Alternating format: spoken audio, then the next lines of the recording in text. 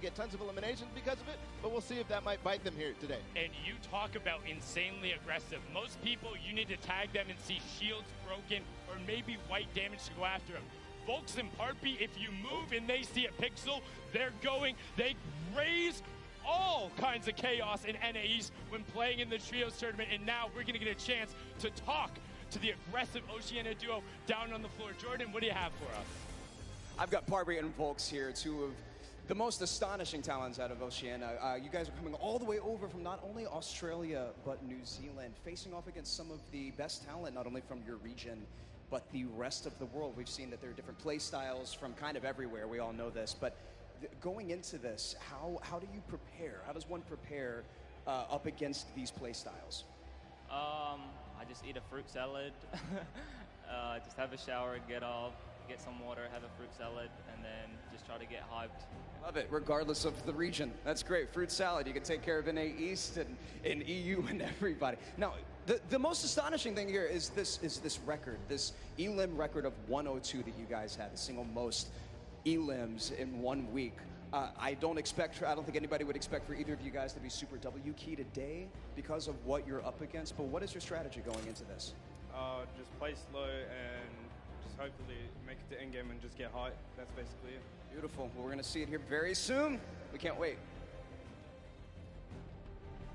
I'm disappointed that routine of 2 fruit salads in the morning isn't going to give them the confidence to continue what we know and love about them, the W key mentality. I honestly thought he was just going to turn and look at Jordan and be like, W key, holding forward the whole time, but they know when to play intelligently and play for height. Let's get into our next group. Again, his qualifiers from NA East and NA West. We have Tetra and Eclipse, Ronaldo and Ziff, Sean and Aiden and Rote, DW and Blue Team. Now, I want to give a quick shout out to Eclipse in particular. I've hopped into his backpack a number of times personally when we had to do some tests, and they had a phenomenal qualifying week. And then Ronaldo and Ziff averaging some of the highest placements in the week they played. They popped off at TwitchCon, came out of nowhere where people were like, who are you guys, qualifying through in the first run, going to look to make a run at it here today. And then what more can you say about Sean and Aiden? I mean, this is a duo that we've seen time and time again, a favorite out of NA West that week then they came out of. They clutched up and did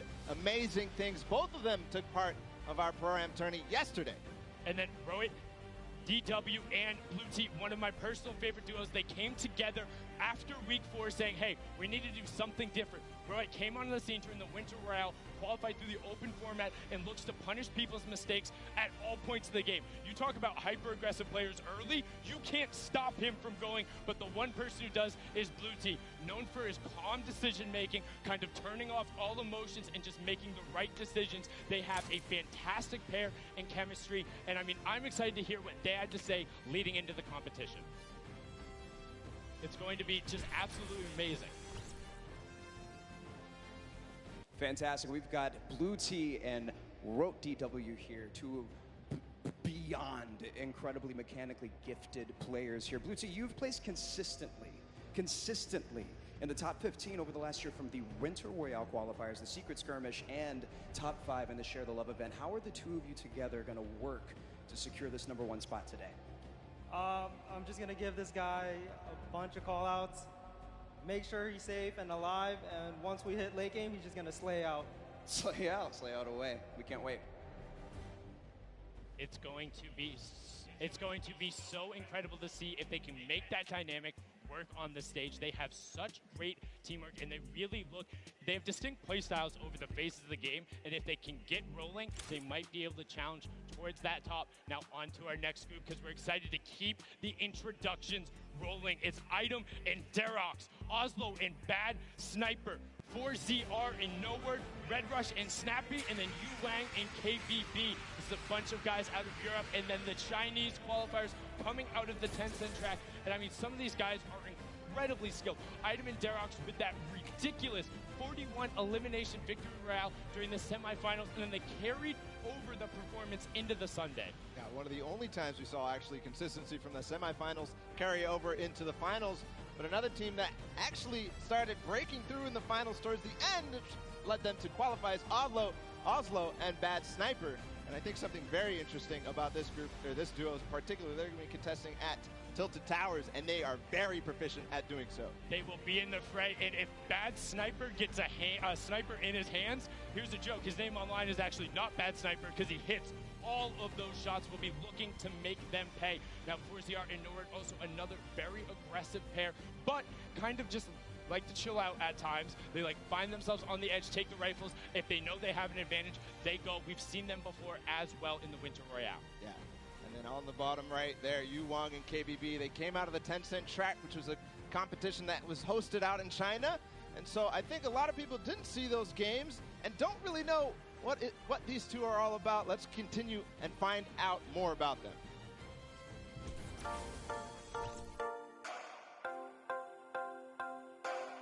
心情的话，非常亢奋吧，就可以跟各国的选手切磋。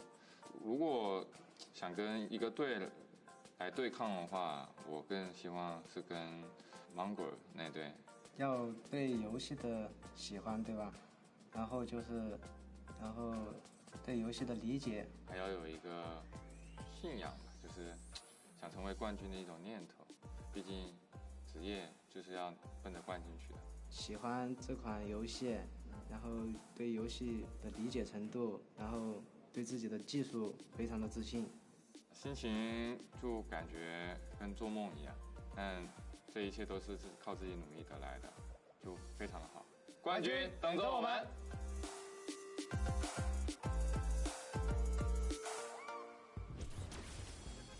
So happy to see their level of excitement and to be here representing China through those Tencent track. It was amazing to watch them play in those games. A distinct different style, but also very built-in rifle-centric. Will be one of two Chinese teams representing. And now into our last section of qualifiers. These were the guys who ended up qualifying in the final week. The last chance to be there. It's Slacks and Keys, Calculator and Macwood, Zone and King, Epic Whale and 4DR Storm, and then Vinny and Zexro. And I mean, so many of these guys we could talk about right now, but the one I want to focus on, King and Zone, coming out of Argentina. They are ridiculously aggressive, know how to go full send, and I think people will be surprised. They're able to execute on a level where if they get rolling, it's going to be very hard to stop them. It's one of the same situations as the kind of Chinese duo, at least at smaller extents. Because a lot of these guys don't know how they play, don't know how to respond when the play style that they haven't gone up against is shown. But one duo I want to talk about is Epic Whale and Storm, because this is one of the few fully qualified duos. We'll see both of them tomorrow, and what a way to do it, because they came together at the last second as well. They came together in the final week knowing it was their last opportunity, and they wanted to be there. They wanted 2 seats on the stage in each one of the competitions that really separated themselves. But speaking of somebody who separated themselves, Zexro and Vinny. Zexro, the original pioneer of the My Wall now. I'm going at you. I will win the game with 16 plus eliminations, and there's nothing you can do about it. Him and Vinny broke through everything, coming over not only Zexro's wrist issues, but a little bit of kind of turbulence between them. They're actually not even going to be doing after this competition, so this will be a last hurrah, and let's see what Zexro and Vinny have to say. We've got Vinny and Zexro here.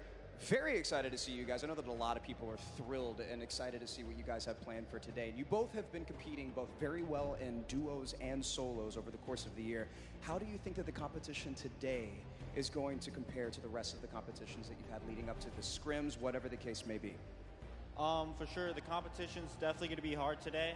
Probably the hardest competition yet, but I'm very confident for us to succeed today. So awesome. Well, we believe in you guys. Now, Zexro, you told us after qualifying for the last week of duos that you were suffering from some tendonitis. Preparing for a competition like this, especially at such a high caliber, has got to be a lot of.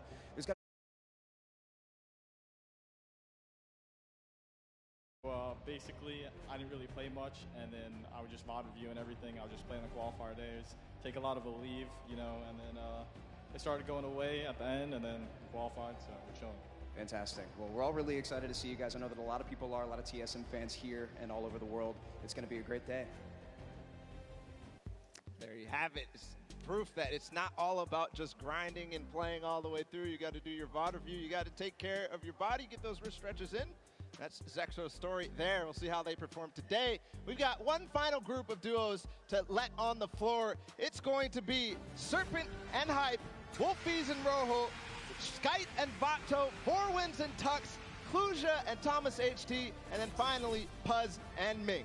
I mean, there's so many players in here you can call out. Serpent and Hype were the original. Can you translate it to Sunday? They won so many of those semifinals, and in the last week, were able to do it. I got an opportunity to actually talk with Rojo in the practice room, and he says he's excited to be here, wants to play, wants to get on the stage, and knows he'll be able to enact their game plan. He wouldn't tell me what it was, and I wouldn't leak it anyway. Though the stream duo, kind of a little bit of parity there between Vinny and Zexo. Skype battling a ton of wrist issues and then able to overcome it, and I got to speak with him as well, and he's like, I'm just happy. I'm glad I'm here, man. And there was a fantastic post he did about it. Yeah, he had that Twit Longer where he basically went through how he lost his confidence because of his wrist issue and then gained it back because of the support of all you guys at home who supported Skype through his journey, and the French community doing so as well. Moving on forward, Borwin and Tux, somebody I think is very interesting because they qualified and moved through the entire, they switched duos at the last second, so same thing. And then you have Kluja, a player who qualified as well for the solo competition, and Thomas, his partner from Singularity. And the final duo, Puz and Ming, representing from South Korea. Unfortunately, there was an Asian team who was unable to make it. Puz and Ming having won in the Week 8 qualifier where there wasn't an additional spot. And on top of that, their consistent placements earned them that alternate spot coming out of the regions. We had an opportunity to talk with them and have a package set up, and let's see what they had to say.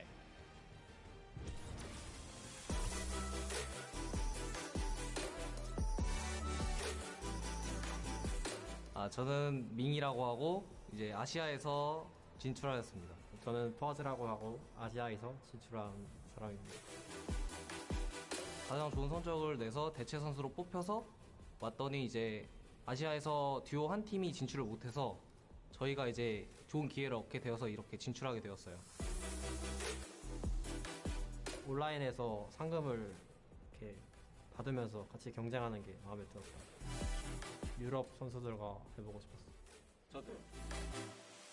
게임하기 전에 이제 계속 어떻게 게임을 플레이할지 생각을 하고 하는 거죠. 그냥 연습을 최대한 시간에 맞게 활용을 하고 최대한 많이 노력을 하다 보면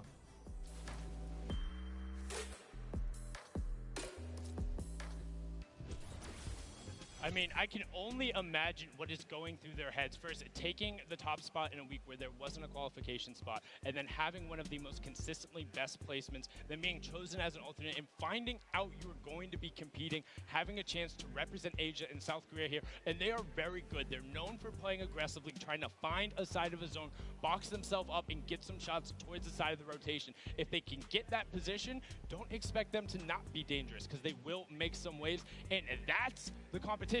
Those are all the players. Those are the 100 best Fortnite players in the world, the 50 best duos. And now there's a duo in particular. We talked about it. The loudest duo when they're announced. They want to be the loudest duo when all is said and done. We have Mitro and Mongrel down on the floor. Jordan, what do they have to say? We are all so excited to see these two play and honestly to hear their comms. It's one of my favorite things when I watch these guys play. Now, competing online and competing at a LAN is two very, very different things, obviously. What is the preparation like going into competing at a LAN together? Competing at LAN is definitely different. Personally, I like it more just because I like the environment, but online is easier, but I don't know, I just like LAN more. Fair. You can't beat the energy in a stadium like this. A lot of people are really excited and stoked to be here, and especially to see you guys play. We can't wait. Thank you so much, Jordan. And now just those guys, they sound excited, but that's it. Enough from us talking. The 50 best duos in the world are on the stage competing for their share of $15 million, Ball. And I mean, 6 games away from winning $3 million to the top duo. Just think about that. 6 games, and then we'll find out who is the best duo in the world.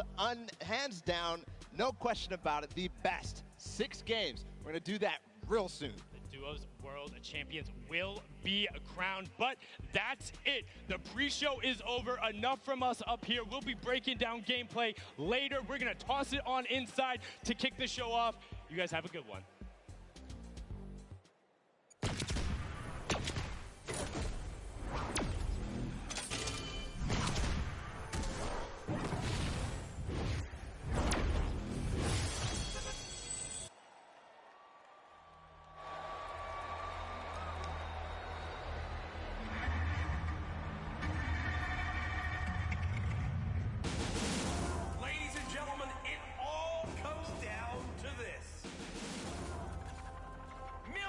watching across the world. On the biggest stage. Every single player out here, an absolute gamer, Jack. We've never seen anything like this.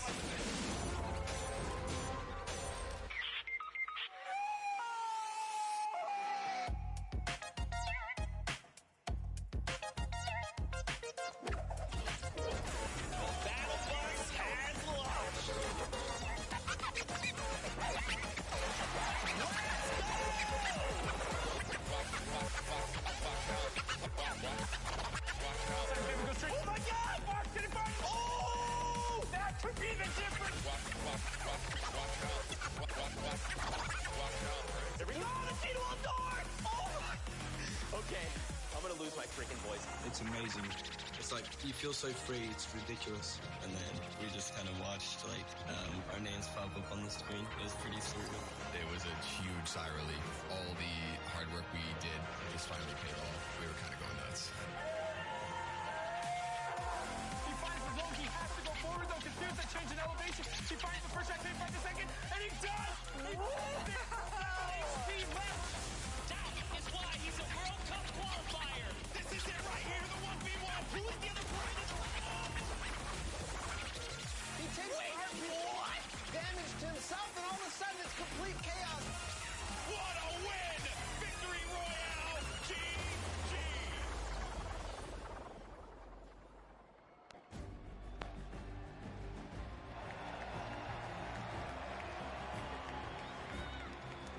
Ladies and gentlemen, this is the Fortnite World Cup Finals live from my hometown, baby. New York City, where you at? Where you at? That's what I like to hear. That's what I like to hear.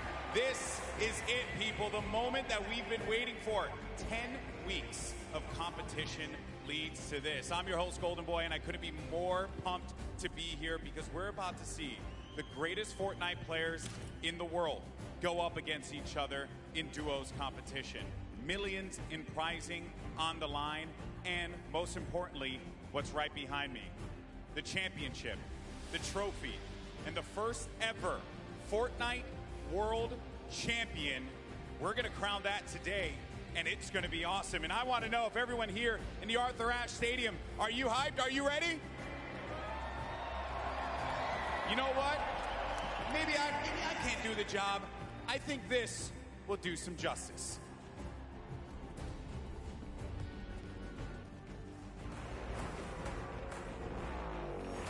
No pain, no gain. No guts, no glory. I'm a one-man army. Ain't a one-man army. Ain't a weapon formed against me. And you already know the rest, so you know your best ain't gonna stress me. If you the best, I'm the next thing.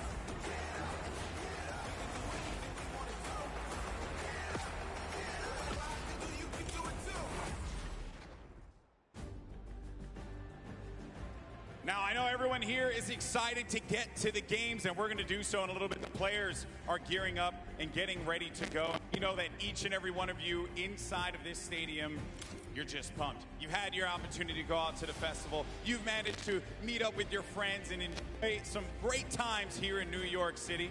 And obviously, our players are here to win a world championship. And the good news is we have two players standing by with Jordan Fisher who are looking like they could contend for the top of the mountain. Thank you, GB. You are a handsome, handsome man. Now, I'm going to be super, super honest and very, very forward right now when I say that I've got two of my favorite people in this stadium right now that are competing together. Two of my favorite people to play with, two of my favorite people to watch and study. We have Sean and Aiden. Aiden, one of the most dominating controller players in the world, and he's proved it time and time again. With Sean on mouse and keyboard, one of the most mechanically skilled and gifted players in all of Fortnite. Now, with this combination of one of you on a controller and one of you on mouse and keyboard, there's got to be some pretty unique strategy that you guys can pull together. Can you talk to me a little bit about that? Yeah, our synergy is great. Like you said, he's one of the best mechanical players. His tunnels are insane. Like, it's just insane watching him play. And just, you know, me being an aggressive player and having good aim, we really combo together well. And I'm hoping we're going to do good. 1000%. Now, Sean, you both competed in the Pro-Am yesterday, which was a lot of fun. We all know that was a very sweaty lobby. But your thought process, your strategy going into today. Tell me how that differs from yesterday and your performance there. Well, I think yesterday was like super fast-paced. You need to get kills to place well. But today we're going to go for end game, play super slow, and so we can kill it end game. Fantastic. Well, we're all so excited to see you guys. GB, what do you have for us? Always a pleasure to hear from the Ghost duo. They're going to look to go to the top, and they very well might do that. Now, I asked you guys earlier, I said, are you ready? So I'm going to ask you again, New York City, are you ready? Oh, no, I got to take the earpiece off. New York City, this is my hometown, and I know we can make some noise, so I'm going to ask you one more time. Are you ready? The Fortnite World Cup Finals start now. Let's send it over to your casters, Courage and Ninja. Ladies and gentlemen, it is time. The Fortnite World Cup Finals live from New York City. Everything on the line here today. My name is Jack Courage Dunlop. And well, guess what? I'm joined by a surprise guest appearance, Tyler Ninja Blevins. I am so excited for today's action. Ninja, dude, the emotion here is insane. You have no idea, man. These guys have been playing for months, practicing, doing nothing but thinking, eating, sleeping, breathing Fortnite. That's it, and it's all led to this. I know the nerves absolutely at an all-time high. I'm nervous right now. Right? I'm just casting. I'm not even playing. Meanwhile, they're paying for $15 million, but it's not your normal Fortnite rules we're going to be playing today. Let's take a look at the format, catch everyone up to speed. I know a lot of new eyes will be on Fortnite Competitive today. And Ninja, here's the format for points. So, this is duos. If you place in the top 15 duos in this game, they earn 3 points. Top 10, they earn 5 points. Top 5, they earn 7 points. And finally, the Victory Royale, they earn 10 points. Now, those points cannot stack, meaning in a game, you can only get a max of 10 placement points. Also, 1 point per elimination. So finding that good balance between elims and placements will be very key. Here's the prize money breakdown. And Ninja, you've been involved in competitive gaming for a long, long time. Have you ever seen anything like this? No. I mean, you're looking at first place, $3 million. I mean, heck, I'd even settle for third at 1.8. Settle for 1 point. I'll settle. No, we've been playing. We've both been competing for a long time, and I've been competing for almost 10 years. Prize pool's never even come close to this. This is life-changing. Yeah, absolutely mind-blowing numbers right there. Again, everyone who made it this far, $50,000 in their pocket, but their eyes are on that top 10. They want to jump up that prize money ladder. Again, we are live right now from the Fortnite World Cup Finals. There are so many talented players here today from across the world. We want to hear your thoughts on Twitter. Use the hashtag Fortnite World Cup. Really, anywhere you can use hashtags. I know we both have our predictions. Oh, absolutely. You want to go first? No. You go first. Who for you is your standout that you're looking to see if they can take it home today? Dude, man, I mean, I gotta give it up to Mongol and Mitro. I think they're gonna definitely close it out. They've been. I really am just super interested to see how they play. I've been watching a lot of their World Cups after they've already qualified. Hands down, one of the most aggressive duos throughout the qualifications. But are they going to do that here? Are they going to go for placement, or are they going to still W key like they've always been doing? That's typically been their gameplay of choice. There's a look again at Mongrel and Mitro, both qualifying from Europe. You see, last time they played and the week they qualified, their drop of choice was Loot Lake. Yeah. So will that remain the same today? These early game battles, these fights for the different points of interest will be so key. You go with a European duo. Yeah. I'm picking a European duo as well. Another young squad, Mr. Savage M and Benji Fishy. Dude, Mr. Savage M is cold-blooded.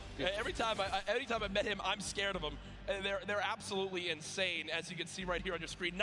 We'll get those pictures fixed, don't worry. But either way, these guys are two absolute tanks. And Ninja, you've watched all these guys. Yeah. You're absolutely one of the best players in the world. But it's almost like these guys are in a class of their own. They are, man. I mean, I've competed against some of these guys in some other online tournaments as well. And, literally watching Benji just slay out an entire lobby by himself in squads it's like it's art, man. You know, what these guys do, it's art, so enjoy. I know Mr. Savage in a public match got like 40-plus eliminations in Season 9, which is unheard of, all by himself, solo squads. There are so many ways you can watch, though, this weekend. I've been just looking at my phone already. I'm seeing a million-plus of you guys tuning in. As you guys know, so many ways to watch. You've got Twitch, YouTube, Twitter, everywhere where there's live streams. Also, a new Fortnite.com/watch feature that you can go take a look at. You'll see some different individual feeds there that will be a crazy, unique way to watch Fortnite competitive for the first time. I know everyone at home looking forward to seeing their top players perform. This place now, Ninja, is insane. I mean, this is one of the most ridiculous arenas I think I've ever seen for an esports event, and I know people flooding on in from the outside. I just can't wait to get it started. Dude, this is literally what I've been waiting for for like 3-4 months. The best of the best, all in the same lobby. All right, in the qualifying matches on Sunday, you're playing against, in a lobby, maybe like 4 or 5 of the teams who are actually here right now, but now this is going to be all of them in the same lobby. Every single battle is going to be the best players in the world I think fighting he went against one another. somewhere. I'm excited to watch the early game when they're landing in their spots. I'm excited to watch the mid game during the rotations. I'm going to be taking notes, and you guys should too. Yeah. Also, other things that note to take to bring up. We're going to be playing on siphon settings here, increased material farming. Do you want to explain for everyone at home exactly how that all works? I'd absolutely love to. Yeah, so me unlike too. normal matches, when you get an elimination, all right, you're going to be granted with 50 health or 50 shield, depending on what you're missing. And that's also going to give you 1 point as well. They also drop 50 mats of each, wood, brick, and metal. So, eliminations are definitely going to pay off early game as you guys can stack up those materials. Yep, and remember, that is when you get a full elimination, not when you knock down an opponent. Correct. So if I knock a player, you'll see in this, a lot more times teams will immediately try to finish that elimination, get the health, go pick up the materials, maybe secure some extra loot. There's a look at the lobby screen, and Ninja, I was laughing with you earlier when the players were warming up earlier today because they got some warm-up games in. Obviously, for many of them, it's their first time in a major LAN event. They wound up going through and they were just sitting at the spawn island like they were right now. I mean, look at the build battles happening on spawn island. No, They're like, all I editing. mean, I They're think all he aiming. went None of them are somewhere. just sitting still. The nerves running through them insane. The average age in today's tournament, 16 years old. Some of these guys are going to walk away with $1 million+ this weekend. At 16, what would you have spent your money on? I don't even want to know. Why did I even ask that? Probably 16? Yes. Just a bunch of candy and energy drinks, man. I didn't really. So basically the same as today. Exactly. Nothing really would change. Nothing's changed. No, it's so much fun, man. Again, people flowing on into the venue. Looking at these duos, looking at these contested areas, right? Loot Lake has been a very hot topic. Yeah, man. Aiden had been landing there throughout all of qualifiers. Did you sub to him? Mongrel and Mitro, I've been hearing some notes about, Tilted Towers and or Neo Tilted, as it's now called, of where they're going to go. In your opinion, right now, you play 6 games. Yep. You know how detrimental it could be to your mental state if you have one where you kind of drop right off spawn and get taken out. Yeah. What is your game plan here? Are you going for it? You don't care how many people land there? You just go and play your game? He is Shy good away? What do you do? sometimes. Oh man, these guys have been practicing. They know that they're going to be contested. They know that, and they're not. If they're intelligent players, they're going to play exactly how they've been practicing the last 10 World Cup qualifiers. They're going to go exactly where they go. They're going to push where they're going to push, and they're not going to care who it's going to be. Now, me, honestly, Yeah. I'd like to say that that's how I play, but dude, in a situation like this, I think that if I saw someone contesting my drop, I'd definitely defer and try to go somewhere else. Yeah. But you have one bad game. Getting over that's going to be a huge mental obstacle, right? You get knocked first. Yeah. That's going to be something that you're going to be thinking about. In the second game, the third game, oh my gosh, should we change our landing spots? And then if you're thinking like that, it's over. Dude. Yeah, and I keep seeing you look down. You're like eagerly wanted to talk about this map. But yeah. We have what the first map is going to be in front of us. But again, guys, there's so many exciting things going on in the world of Fortnite right now. One of the new limited time modes that is actually going on. Prop Hunt, we watched a little bit of it yesterday, but again, made by Stray Kite.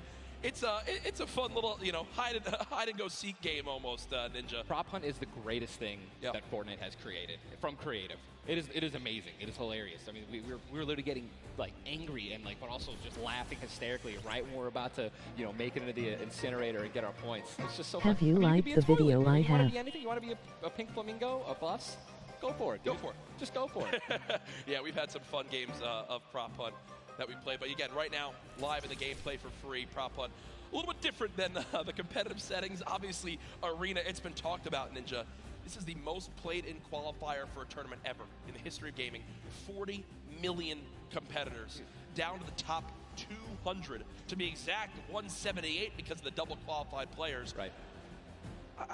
And that is, you can't even put in your head just how insane those numbers are. I think it's just important to show and let everyone know that, man, just Epic continues to change the game. Making these qualifiers online, it just allowed so many of these kids to be here today because they've been able to play, from the comfort and safety of their home instead of What traveling video? across the world just to qualify. Yeah. So I think this is one of the first times we've seen something like this, a qualifying like this. And Dude, I'm just excited to watch these kids dominate the next freaking 4 hours, 6 hours. I'm ready to stay here all night. Hey, I'm down to stay here all night. I have no problem with that. I'm sure the arena is as well. When you talk about LAN events, right, you have so much competitive experience. You've been to so many across different games and genres. The one thing that stands out to me, though, it will never feel the exact same as it does playing at home. So for these guys, what are some tips that you can share you think that they should kind of take into account as they're playing, maybe on LAN for the first time? Well, do what I always tell people when they're saying, you know, hey, Ninja, I'm going to a tournament. Any advice, right? No. Dude, do exactly what you do at home, all right? If you wear socks, I am going if you don't to. wear shoes at home, that's what you're going to do. If you don't wear any socks at all or you wear sandals, you wear that. If you wear nothing but sweats and PJs when you're gaming and practicing, that's exactly what you should be wearing right now when you're competing, right? Yep. Don't try to change anything up. Drink what you normally drink before the games, water, energy drinks, whatever the case may be, or, you know, eat what you're going to eat. Do not change anything up. It's very important to get in that mental state of what you do and how you've been practicing the entire time at home. I've even heard of stuff as far as, like, don't change your sleep schedule and what you're gonna do for this. Like, literally take it like it normally is. Now, again, we talk about how there's $30 million on the line of the Fortnite World Cup Finals across today and tomorrow, but there's already been $3 million in prize money given away this weekend. That happened yesterday at the Creative World Cup Finals. Let's take a look.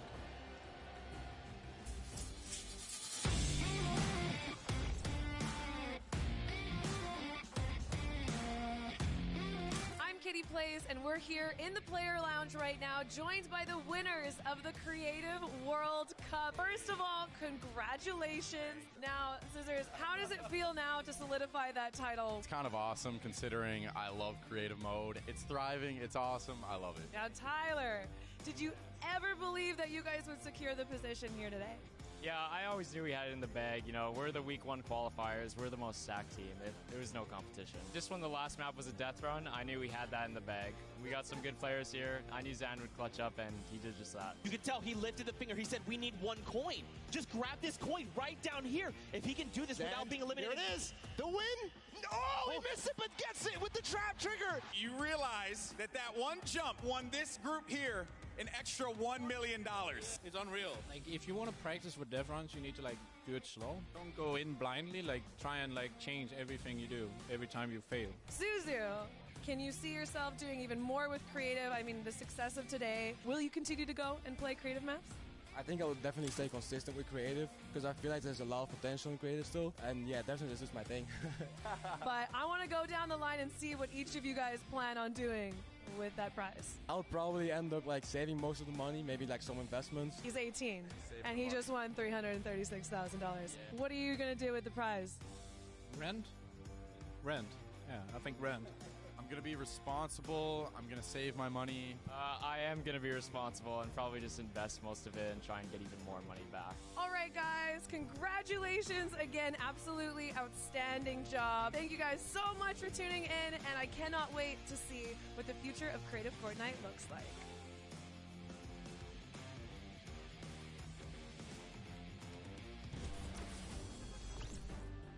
The Creative World Cup Finals, so much fun yesterday. Again, congratulations to Scissors and his team. $1.3 million won. I'm going to address the elephant in the room here, and it's not Tim the Taban. You didn't win that, Tyler. That's correct. What exactly happened here? That's correct. No, we got 4th place, but, you know, the crew that I picked out, man, Tal, Taco, and Kaz, just a good bunch of kids, man. I mean, I think, and I also got to meet a lot of the creators, the ones who developed a lot of the maps. And just a lot of passion from these guys, man. And, you know, I was really happy that I was able to, not even me, together as a unit, we pulled in, you know, 300 or 295,000 as a team. Yay. I mean, little whips, man. You know, we were just killing it, little ice creams. But that event was so incredible. And just another thing that kind of came out of nowhere again, that Epic changed the game with creative. You know what I mean? It kind of popped up out of nowhere. All these people, so many people. There were hundreds of people here because of creative. Oh. Yeah. And again, I know I talked to Scissors about it too. He can't believe just how far it's gone from his original runs he made to now it kind of inspired one of the 3 maps yesterday. For you, what was your favorite? Was it kind of the prop hunt mode? Was it the run? Junkyard Juke, bro. Okay. Hands down, Junkyard Juke is the most fun game I've ever played. I mean, if you're going to go in with a crew of like 32 people, if you can even muster up a crew of 32 people, like I want that to be a playlist where I can just go and play Junkyard Juke. and it just fills in 32 people. It's so much fun, man. I'm with that. What about, should we get the whole squad together or I'm not? down with. Oh, we totally should. We should get a massive content creation squad and just go into that. It'd be the most funny thing in the world. I mean, there's nothing greater when you're a little teddy bear and you're just walking around like trying to make it in. It's amazing, man. Hey, listen, it's all fun and games here. Obviously, the theme of this weekend. Things going on outside of the fan festival. There's also the Battle Pass redemption. Everyone here has got tickets, has the commemorative tickets. So many things to look back on and remember these moments. For a lot of people here, whether they're players or the individuals and fans who traveled, it's their first time to New York City. Such a legendary, iconic place to have this major event. You see, again, the crowd continuing to fill on in, just getting some final things set up for the game so we can get it all launched for you. But trust me, we're all eagerly awaiting the start as well. So many organizations represented throughout the weekend, and I have just received the word that we want, Ninja. The game is ready to go. I'm ready. The first Vic Roy, man. Who's it going to be, guys? All right, I want you guys to scream out your favorite duos right now, man. Let's make some noise. Who do you think's going to win today? Scream it. I want to hear. Oh, it's gibberish. None of it makes sense. I think I hear Mongrel, Mitro. Here we go. Ladies and gentlemen, the Fortnite World Cup Finals duo competition begins right now. This is going to be intense. I mean, there's nothing more, honestly, nerve-wracking than the initial launch. Off the bus, man. You're flying. Someone's going to die. Someone's going to be eliminated. Who's going to be the first one? Yep. You don't want to be the first one knocked out in the World Cup. I mean, literally, I knocked him like, it was the first game in the Pro-Am, and that was just amazing. You can't live that down. I don't want to be the first person knocking this. No, for sure. As now we immediately hop on board with my pick to dominate today, Benji Fishy and Mr. Savage, and they're heading right towards Happy Hamlet, a place they've called home so many times, and this is contested. It's already contested. You're flying on into here, Ninja. The early game's so key, and already Benji Fishy trying to put shots down range with that revolver, but area is contested. You see they're kind of split from each other right now. What are their comms like in this exact moment? I mean, I think right now they're just going to be trying to hear exactly where these guys are, footsteps, any type of information they can pass off to one another is going to be very important. They've been practicing this landing. I'm pretty sure I've watched these guys play literally every week because they're from EU, so they were before NA qualifiers. And yeah, this is exactly where they normally land. Savage and Benji, they don't always land on top of one another. And you're honestly at a disadvantage if you do land in the same house because you're going to be getting less shields of one another, right? Less chances of getting shotguns and things like that. And I'm just interested to see how they're going to play this out. Are they going to be aggressive? Or are they going to back down? Well, we just saw the first zone has been revealed, and it is a northern side zone, so anyone in Happy Hamlet not safe. Polar Peak, Frosty Flights, Paradise Palms, Lucky Landing, all not safe.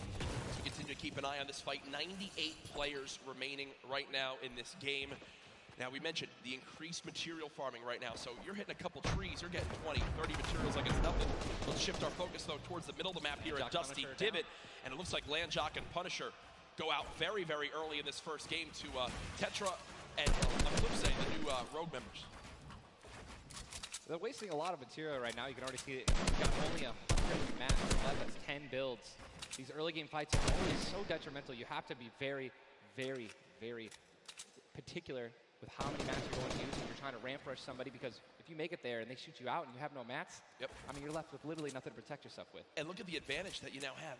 Tetra hasn't had any shields, but because 2 eliminations come on through, he gets both. That's 50 shield per elim, putting him at max HP, and now he can completely change how he takes this fight. It's not like the normal games where you're still stuck at 100 health and you might second guess what you want to do. You might play a little bit more passively. No, because of those early elims, they now have Dusty Divot to themselves. They pushed out the Asian duo, pushing towards that top Dusty Divot side of XXM and Mend, and now they're sitting pretty. Divot all to themselves. They've got metal galore here, as well as wood. The one material that really be lacking is going to be stone. Yeah, definitely going to be lacking stone. They can get a 500 metal, which is going to be their most valuable asset here, landing in Dusty.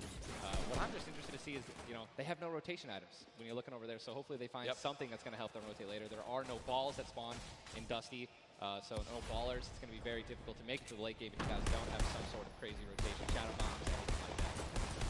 Here's another fight going on towards Fatal Fields, and with how little materials there are, you got to think these players down low who are already just on light HP are in a tough spot, and there it is. Scarlet and his duo, Bell, get the quick elimination onto Brush, and that's going to push back Brush's duo into Fatal Fields to try to hide for a brief moment. Another rough start right there. So much stone in Fatal Fields. I feel like Fatal Fields is a underrated landing spot. I think you can get everything at Fatal Fields. You definitely get wood and brick very quickly, and then there's definitely some metal that you can gather around. You know, there's a bunch of cars and things like that. Some tractors there in the sticks. But listen, man, I'm really curious as to why they're not pushing Sizz. Well, it's kind of a double-edged sword too, because yes, Sizz is by himself, but we've all experienced how easily you can hide in that brush there in the cornfields. And Sizzlucky, these top players who land Fatal Fields, know how to actually navigate the loot in the corn without breaking the corn. So I need to break the corn every time. Right, same. I'm not good enough to know, but there's a certain path you can go on, and Sizzlucky will actually be able to go back and pick up Brush's cards. So this is key. You think you should go Reboot for it? Vans, remember, when you get brought back, you only have 100 HP and a common pistol. That will bring a lot of attention over. If you are Scarlet and Vel, are you sprinting back over that fight? I think so. Now across the map, though, an engagement going out between KBB, Yueng, and their duo up against Vinny and Zexro, and there's the knock right there, Ninja. Drum shotgun's very powerful. It's definitely underrated.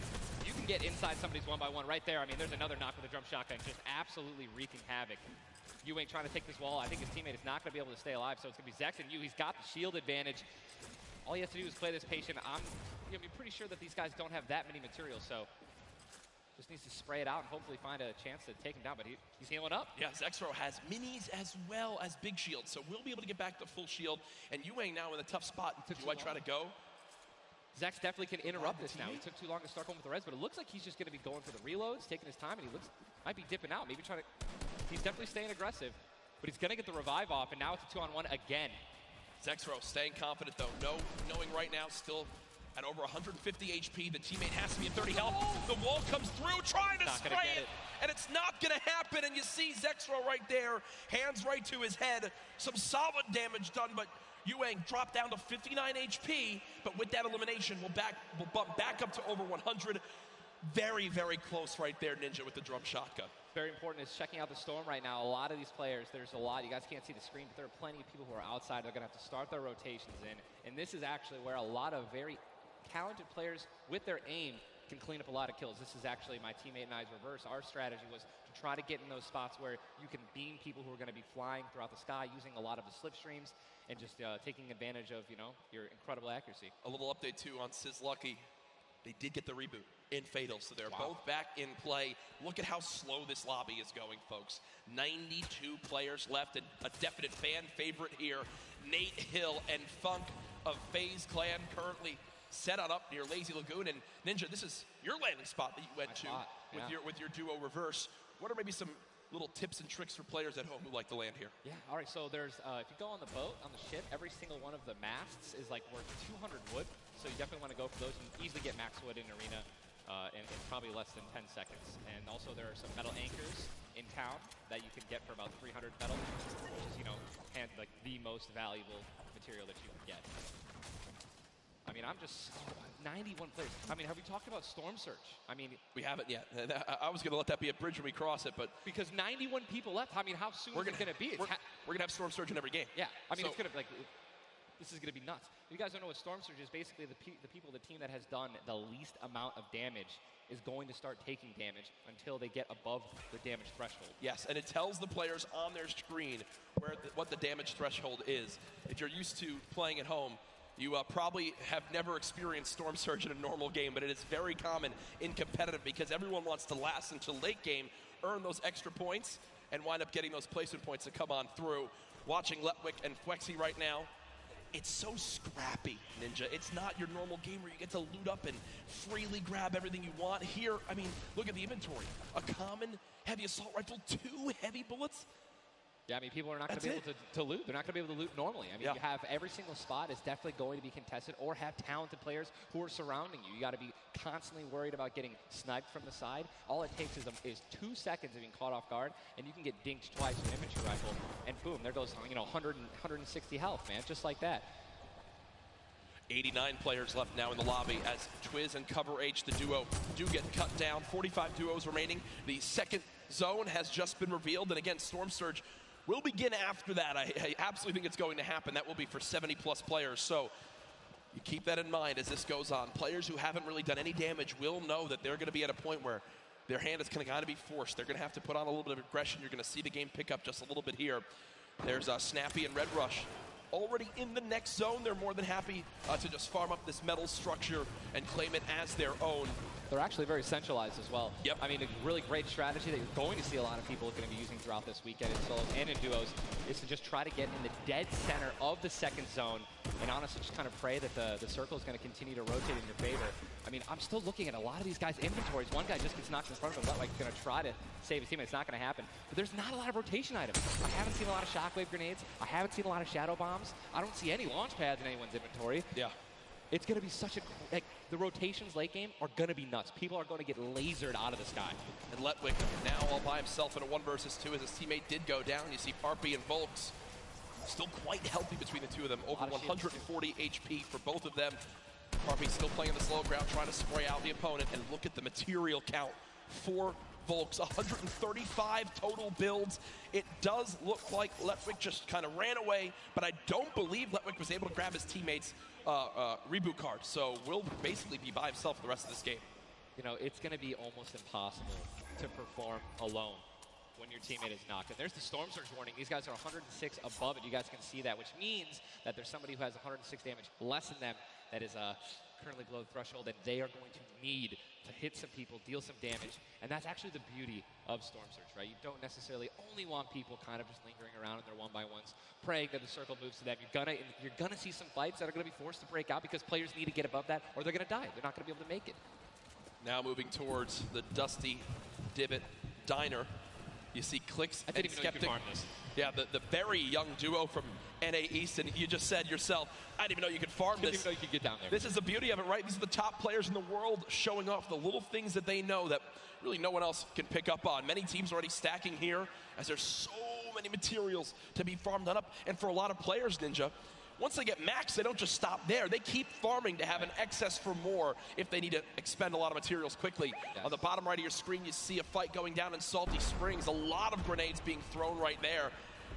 That's going to be Serpent and Hype. Serpent and Hype in a pretty decent spot. You're seeing, if you guys can look on the mini-map that we're staring at, every single team is now in the safe zone. Everyone is safe in the next circle. It is moving in.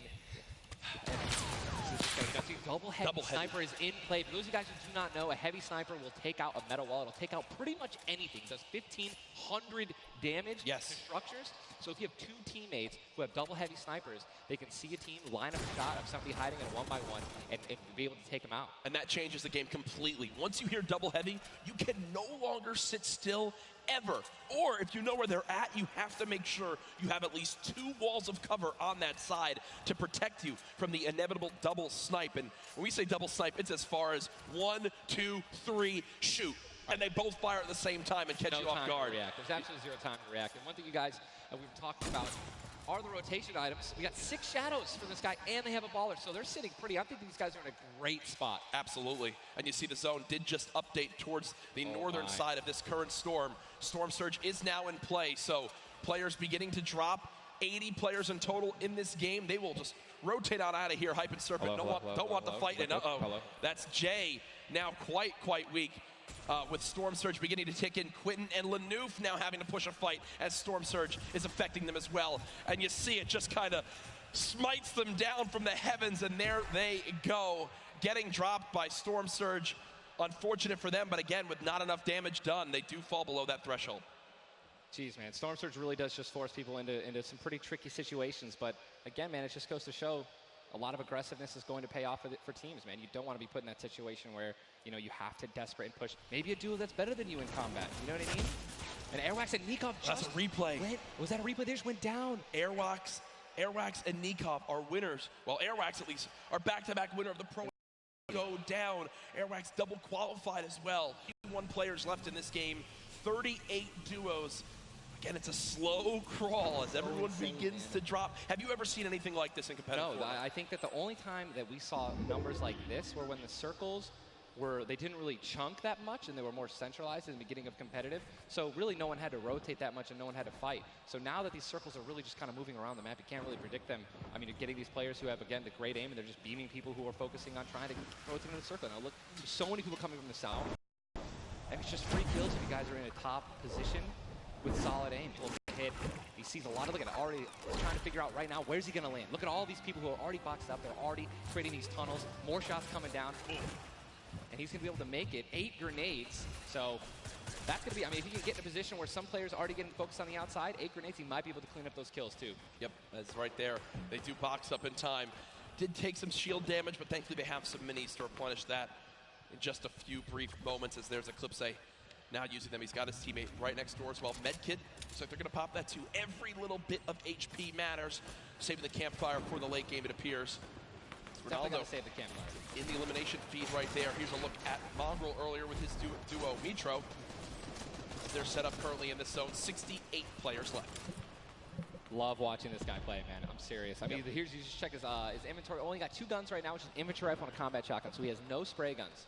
All right, spray guns are, you know, anything like to an SMG, tactical assault rifle, SCAR, anything like that. You know, we've got to have a gun that can shoot pretty quickly to kill players and hit players through their 1-bys. You know, very difficult. Look at that healing too, though. Yeah. 5 slurps, 2 slurps, 5 chug splashes. And they already have a slurp ticking. This is insane. They're super close to the zone as well. They don't have to move too far. Yep, and material-wise, look at that, 135 total builds. They're in a fantastic position to make some noise in game number 1. We'll definitely keep up to date with them. The slipstream slowly inching towards where it begins to shut down Ninja, but with so many slipstreams still available in this current zone, a lot of players are going to use that to rotate on in freely without using launch pads or the shadow bombs. There's your whole map right there. The eastern side of the zone. None of these players really going to be into play. They're going to have to inch a little bit more towards Loot Lake if they want to be safe. Some of the best, I mean, look, these are the best players in the world, and look how close they are to one another, man. I'm so excited when they actually have to force into these fights. The Storm's going to start pushing them. Look how, I'm sorry, man, I just can't, man. If you guys notice also, Stinks, man, these players are so talented. It's going to be so hard to spray through their walls and actually deal damage to them. So you need things like grenades, like Stinks, right? Little fart bombs is what I like to call them, to force people out of their 1-by-1s and try to shoot them as they're rotating away and trying to build new 1-by-1s to dodge the Stinks. You see the Stinks right now going down on Mongraal, and Mongraal gets immediately ripped in 2 as it seemed like the lobby began to focus him right there. His duo still alive. With good rotation, luckily. Definitely has a bunch to, you know, to be able to play with. The next Storm Surge has begun to kick on in. Mitro, 12 damage below, will have to begin to put shots down range. The zone pushing as well. So in this position, with the zone at their back, Mitro's goal, spray at players who have to push from the zone. They have one way they can go. They can't afford to take storm damage. They've got to push right at him, and Mitro knows that. Now begins the fire. Dubs just below as well. One of the players who qualified multiple times through solos and then once in duos. They also have some great rotation. 2 ballers still intact. And here's the thing that you just mentioned, all these players who are going to be rotating in, being forced to rotate in, everyone knows that. Very little ammo though. Look, these are the last 9 assault rifle shots in Dubs' inventory. It is getting scrappy, folks. And there's the split. Still though only 80, meaning combined between the 2. They really only have about 150 shots to work with. The zone still pushing. 61 players left. Reminder, folks, this is game number 1 of 6 today in the duos competition. Dubs does go down as a player got that back wall and he wasn't quite ready for it. Mega frantically backing on up, trying to create some space. Will he be able to go? He's going to be able to pop that slurp. He's got the Storm Surge on. He's trying to be aggressive. Oh, he's still below, right? He's going to need to be aggressive. He won't even have time to revive his teammate. His teammate got finished, actually, so he's got all the shields in the world. He can get back up to full health. Storm Surge is still ripping him apart. That slurp is barely keeping him alive. Hitting him for 25 damage every time it winds up ticking. There it is again, dropping on in. Mega's hand is forced. Some big damage right there, still below. As players are continuing to drop all around, but Mega doing a solid job of keeping himself alive right now through the Storm Surge. Fantastic composure. Again, one of the young players on this stage looking to try to secure the title of Fortnite World Champion. No more Dubs. The duo still okay, down. So now finally above. Finally above. And guess what? The most important thing to realize, guys, look at that rotation. Yes, he's alone. Yes, his teammate's down. But he has an incredible kit to not only make it to late game, but maybe even clutch this win out. He dropped the shotgun. Okay, there you go. Got the combat shotgun, one of the greatest shotguns to have late game. Does incredible damage, long range and close range. And all the guys, the circle just rotated now into the storm. Massive amounts of distance needs to be covered. This and storm this is surge is insane. It's still going on. Finally taken out, 52 players left. And this is where things are about to get serious, guys. Thomas drops some ammo right there for his teammate, Inclusia. And you see Thomas, that epic infantry rifle, one of your favorite weapons, Ninja. Oh, What is so good about that assault rifle? It 100% rewards pinpoint accurate players, right? There's no bloom necessary. Your marker, your aim is right on their head. Boom. You're going to get that headshot. You're going to get 80 points of damage. And there's now the upgraded versions, the Legendary and the Epic, have 10 shots instead of 8. So, I mean, it just packs a punch, man. It can really catch players off guard. And that's exactly what you're going to need when you're playing against these top players who will literally build and protect themselves when they get shot once. Folks, there are 45 players left in this very, very small zone.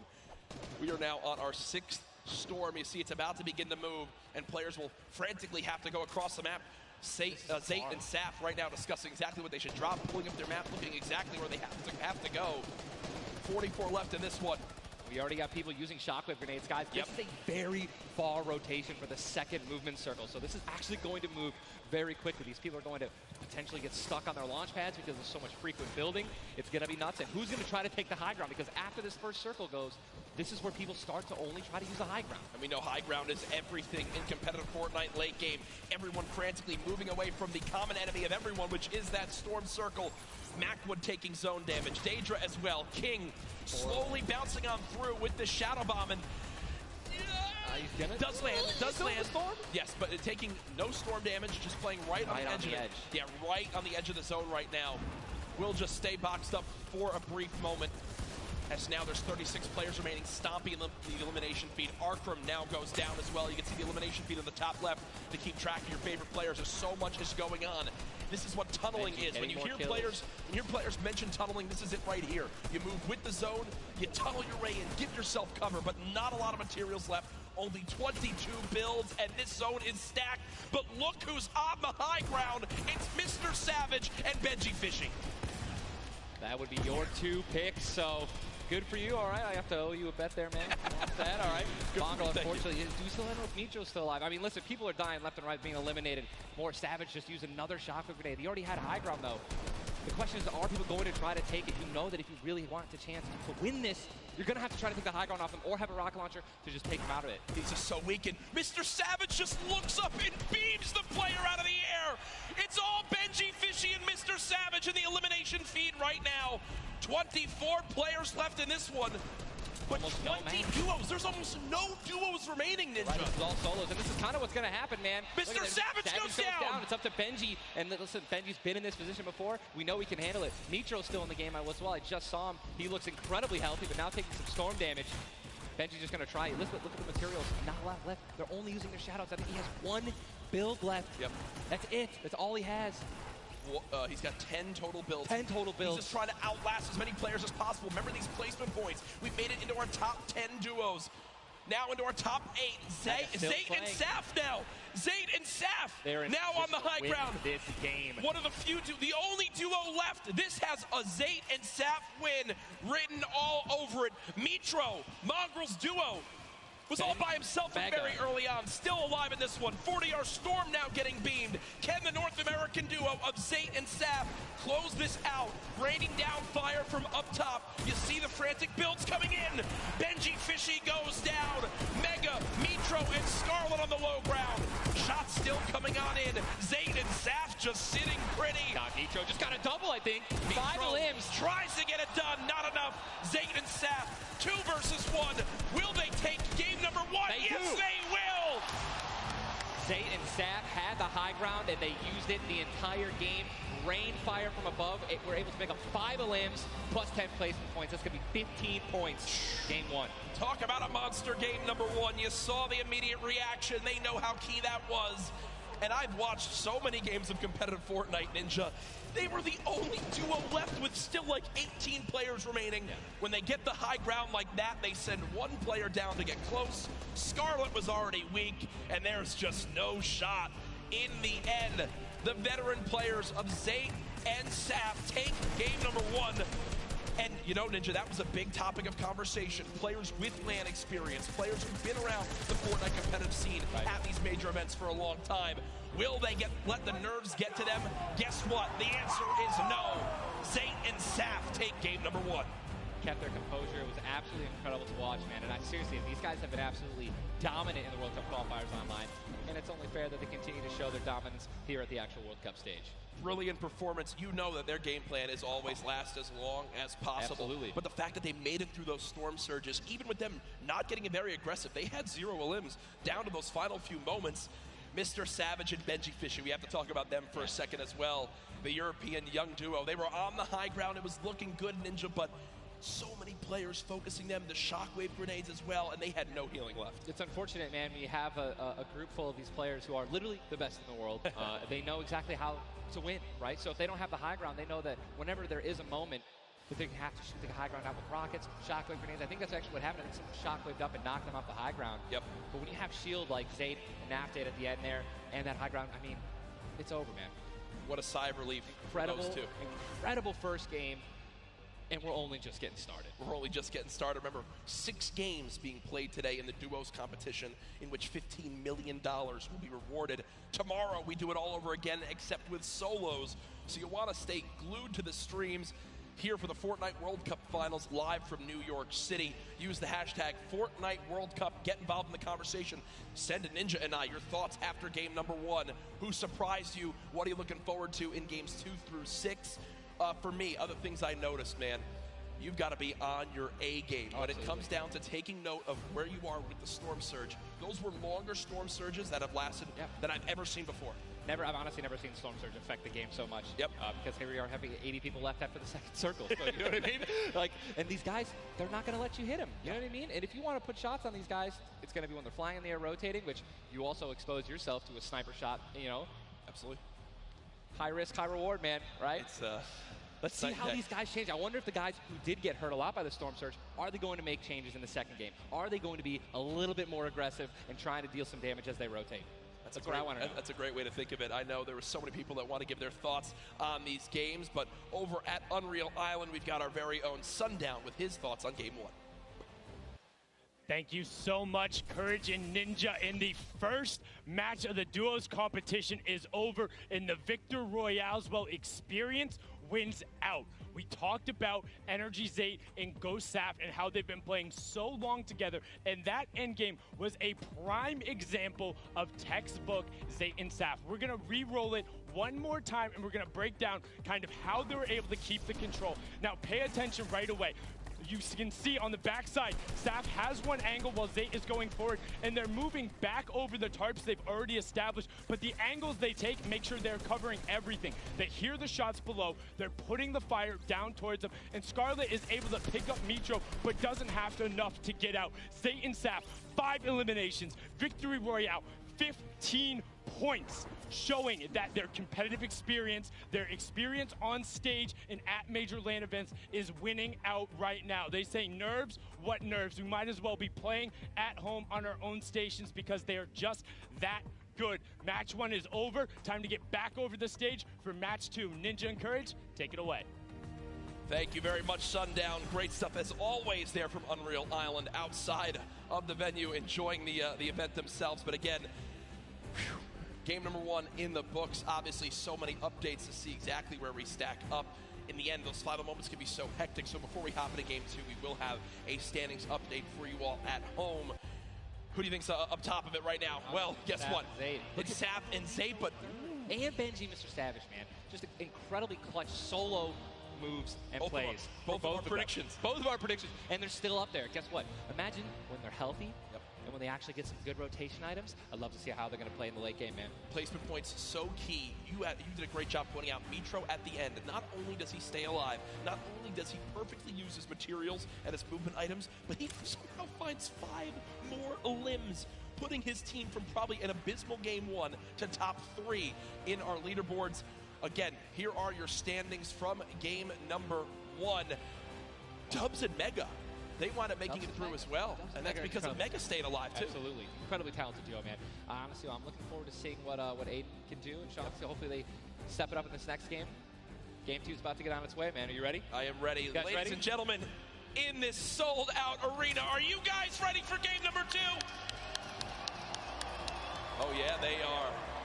Oh, yeah, they are. 8, 7, 6, 5, 4, 3, 2, 1. The Battle Bus has launched. Game number 2 of the Fortnite World Cup Duo Finals is underway. Again, I'm just going to keep saying it, the most nerve-wracking part of any competition, but definitely Fortnite for me, is the second you jump out of that bus. Yep. Right? Once you hit the ground, once these players hit the ground, they're going to definitely have hopefully less nerves, going to get back into the flow, back into the farming mentality. And man, I'm looking at these llamas on my screen. I'm just hoping that they find them. There's nothing greater than finding the new upgraded llamas at 350 mats.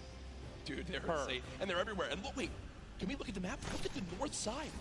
You've got 3 llamas in a very small area. Llamas. And many players have gotten better at spotting llamas from very, very far away. I mean, the one thing I tell, I was telling my teammate Malachi, I was like, listen, man, sometimes you just actually have to tell yourself, hey, we should probably look for llamas as we're flying in, because usually you're looking for players who's going to be landing next to you. But if you actually keep an eye out for that adorable pink, purple, and blue llama, and there's one. I mean, look, you're just going to get rewarded with shield, rotation. There's shadow bomb storm, campfires, minis. I mean, these are incredibly valuable. And remember, materials get capped at 500 of each type. So when you get 350, it's done its job for you. You can spend much less time looting and, farming, and much more time looting. And look at Zayt perfectly using the Shadow Bomb Ninja.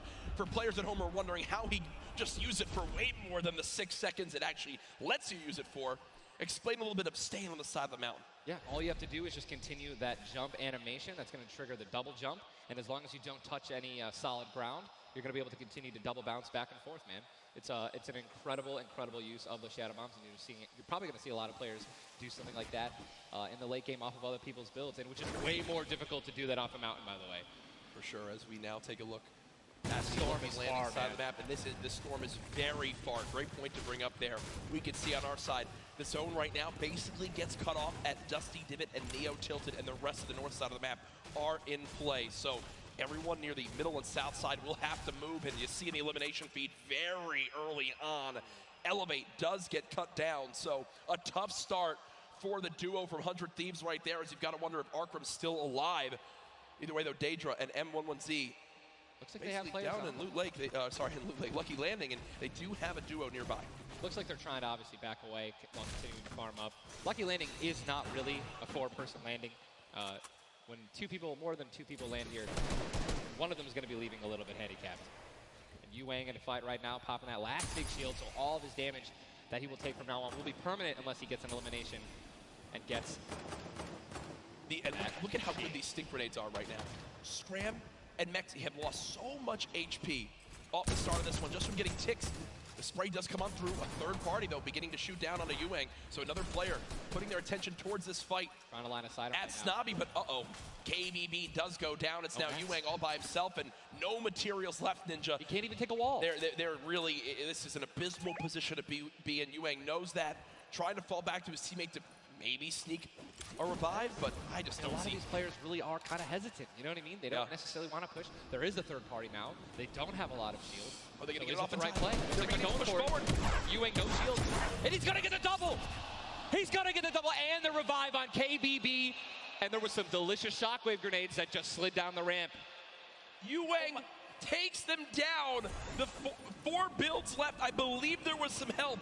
The shots that came in from that third team getting nearby, which weakened them at first.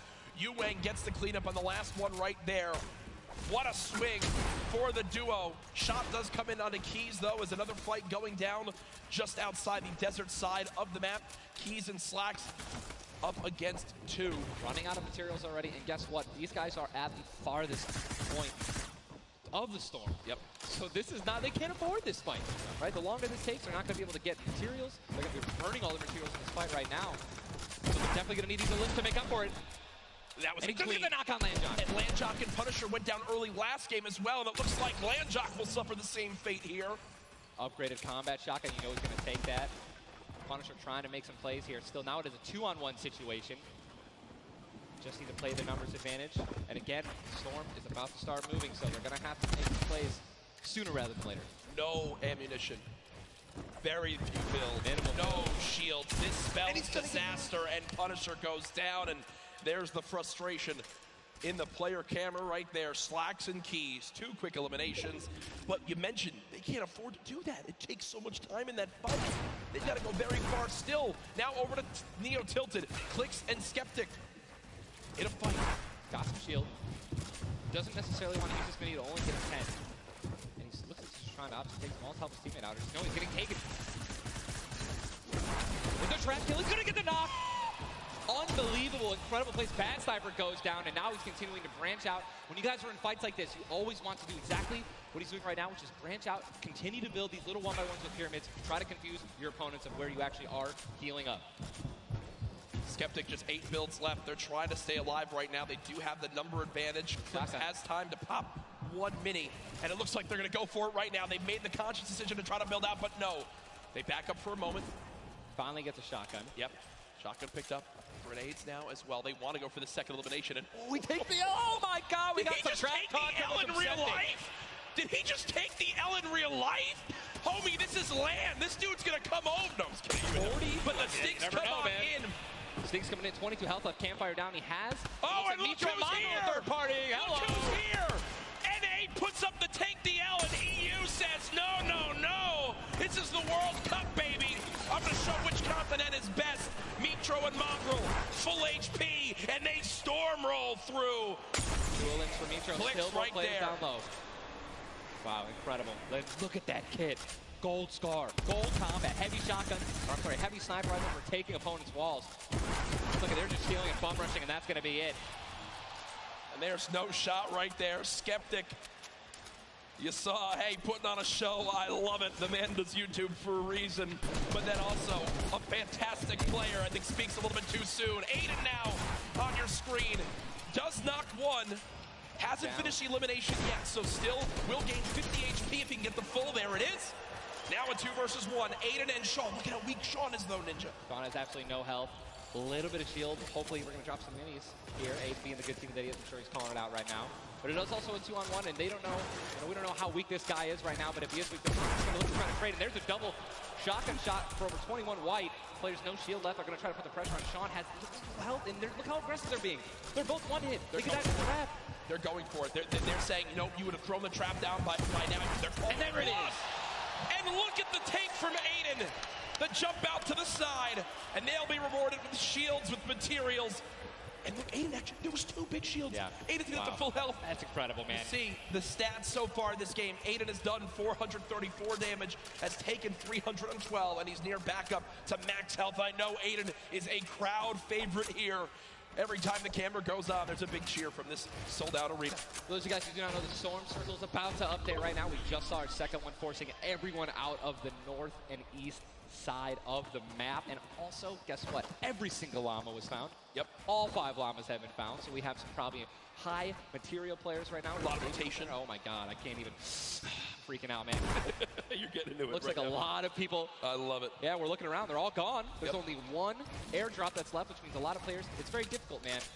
Going for airdrops is super risky, but it looks like everyone at the World Cup here is taking their chances. And what's kind of funny with this zone, as you see it on the bottom right side of your map, the slipstreams are there to basically help everyone get from the southeast, east, and south side of the map easily into this zone. So if you kind of sit outside and wait for players to move in from the slipstream, you might be able to deal a lot of damage. And remember, you might think, oh, well, there's no way you're going to get that elimination. I'm not even talking about that. I'm saying free damage for Storm Surge when that comes into play, because it is going to happen very, very soon here. We're about a minute away. It literally looks like we've been watching action. But there's 84 teams, 84 players left still. Yep. I guess that's a testament to our observers backstage. Great stuff to them. Sizzlucky does take a bit of storm damage right there. Chug splashes in the inventory. And Ninja, like a dolphin. Chug splashes have came into this game and they've completely taken competitive by storm. Are they the best healing item currently in this meta? I think that, there's a lot of items that get added where, not everyone is all unanimous about it, right? Some people do not like it. But let me tell you something about these splashes. I don't think I've ever seen more positive, reactions from an item being added than when Chug splashes were added. I mean, nothing but positivity on Twitter. It was absolutely incredible. I woke up to some delightful posts. Delightful Just some delightful posts. Yeah. Those of you guys who don't know what they are, each one splash. They come in packs of 2. You can stack up to 6. They give you 20 health or shield, whatever you're missing. And they're instant. You throw them down the ground, and they can be used to heal you and your teammates around you, as well as, if you really want to be a troll, your enemies that you've knocked.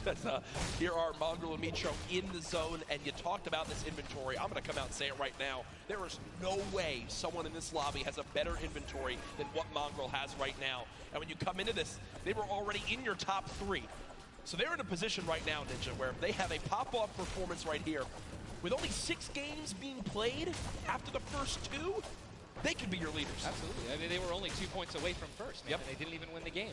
And Mongraal went down early before placing points were even rewarded. So, Sean in another fight with Quinton and his squad. Sean trying to take some walls here. And he's out of light ammo. Out of materials. And That's he's out of materials. So he can't even spray right now. The one thing you do is spray an AR, and that's not really going to be effective against top players if you're actually trying to take walls. Well, the player tried to drop a trap down low to bait Aiden, but Aiden does not fall for it. This seasoned veteran trying to cover his back. Players beginning to spray on through. Stink bombs dropping, and there's one of them. Another shot comes in. Gets his shield. That's why he went for the thirst. Yep. And grabbed the mats. 365 mats now. He is, or more than that. He's got. Get out of the stinks. They've got to get out of the stinks. So weak 2. Look at how weak they are. And don't they can get both Sean and Aiden. I think that's exactly what they did. They split up. Now he's trying to take them one by one. Get pushed by more than one person. Quick reaction from Aiden, but this looks like it could spell disaster for the duo. Damage dealt 639. He does go down, though the quick edit comes making through. plays. Now it's up to Sean. Can he clutch it? Only 2 HP. Got some minis. Picked up some ammunition now for his minigun. But looks like Spades is just way more healthy. And obviously there's 3 other players who are around him as well. So what's he going to do? Looks like he's going for high ground. Smart play, but he's out of mats. Oh, no, he's got wood. He's got wood. He's good. We both freaked out. Going to put himself in a nice pyramid. For those of you guys who don't know, when a brick or a metal pyramid. Big thing to know. Look at his zone. He has to push. That's it. He has to push. He has 52 health, but the zone is right at his back. He's got to go. Don't even worry about Storm Surge. They're 446 above. Side as well. Has a shot, this and is he's going to be taken down. I mean, that's just the worst position to be in any competitive game, is being weak, low materials, low health, and being forced to push in. Every time you watch Aiden, and whoever he's playing with, they are always the most aggressive, it appears. Yes. If you remember the famous moment, I think for me, arguably one of the most famous moments in Fortnite competitive history was the Nick Mercs and Aiden duo, where they made it into the big bonus about a year ago. Oh my God. And a crowd popped off. Well, they're always scrappy getting into eliminations. Here, the stat popped up for a second. Aiden and Sean had done 680 damage in the game. The average in the lobby was 80. In this lobby already. Unfortunately, though, when you fight that much, there's a higher chance of you going down. Speaking of potential fights, here's Sizzlucky and Brush, who we saw earlier on in the last game at Fatal Fields, struggle to stay alive. Now in another tough spot, as they're both low on shields and low on health. Decent rotation items, 2 shadows on the launch pad. Again, I always want to keep stressing that, because if you guys have some launch pads, even one shadow can get you into another zone. Right? Yep. Which is going to hopefully get you those placement points that you need, or even put you in a position to get some eliminations. But yeah, as you said with Aiden, we mentioned this earlier, are people going to change how they're going to play, right? Are they going to do anything different here at the World Cup? And guess what? I'm pretty sure we can say that Aiden's squad is not doing anything different. They're being incredibly aggressive. They're putting the damage down. And unfortunately, there were just too many players who took advantage that they were weak. And that was the top 5 leading into this game. You see it updated again right there on your screen of where the leaderboard is at the moment. Mitro and Mongraal staying alive, in a great spot, holding this pyramid edit. And for people at home who might not know, he's not exposed right there, right, Ninja? He's peeking through his build. Correct. As you guys are peeking through a pyramid, you hit edit on it, you cannot be seen, right? And you can also see through it. It's a very amazing feature. Fortnite Battle Royale. Fortnite Battle Royale, the ultimate Battle Royale experience. Ultimate Battle Royale experience, man. Blue T is in the storm, taking damage, a lot of damage, and he's still going to be rotating. Road taking damage as well. Thomas going to have to make some plays. And there goes Road. He actually just got knocked. 66 players remain. And this storm is kind of moving a little bit away from Pleasant Park. But it's once you have a high ground mountain in play, I mean, I'm wondering if it's going to go north. There's 3 high ground mountains in play. And really mixes it up late game. A drone ship. that people can wind up going on top of, and those are brilliant to use. Oh, absolutely. If you guys can get up on top of those, guess what? You have ultimate high ground on the map without having to place any mats. Yep. It's incredible. You can't get sniped from above, and you can deal as much damage as you want. Also, it's incredibly difficult to shoot players that are up there. 100%. But it's important to know that after the 5th circle closes in, those air vents will stop working. So if you don't have any rotation to get down, glider, redeploy, anything like that, yikes. That's a massive yikes. So you have to pray that someone puts a launch pad down underneath it somehow. Yep.